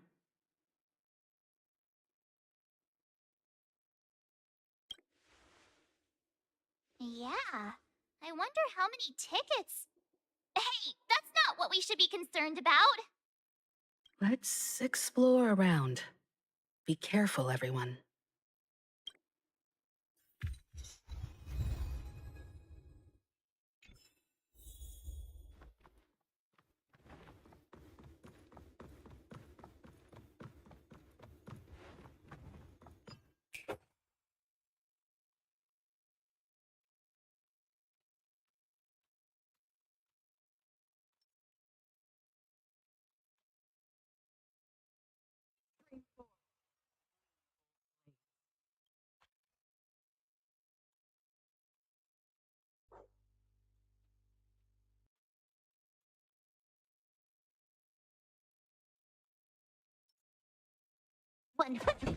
Great.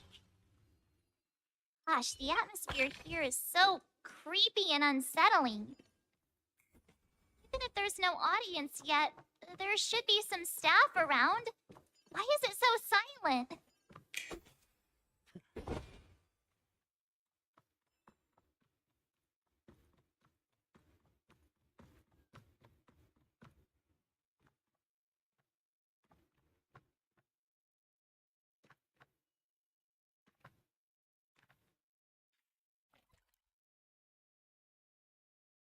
Ну, какой был театр.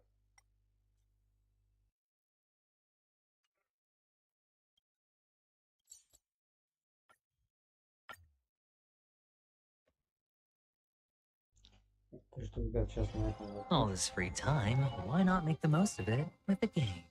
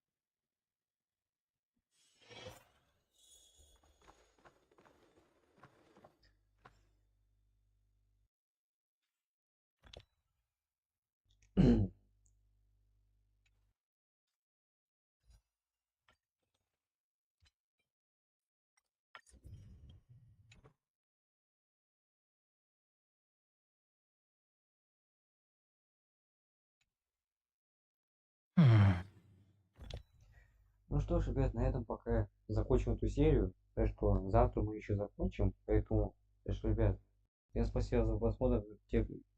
Так что, всем спасибо за просмотр. Спасибо, что все были на стриме. Поэтому, ребят, давайте на этом мы пока что уже закончим эту серию. Так что завтра мы еще продолжим и посмотрим, какой будет финальный босс-файт в сюжете. И посмотрим уже заключительный финал. Поэтому, так что, ребят, всем спасибо.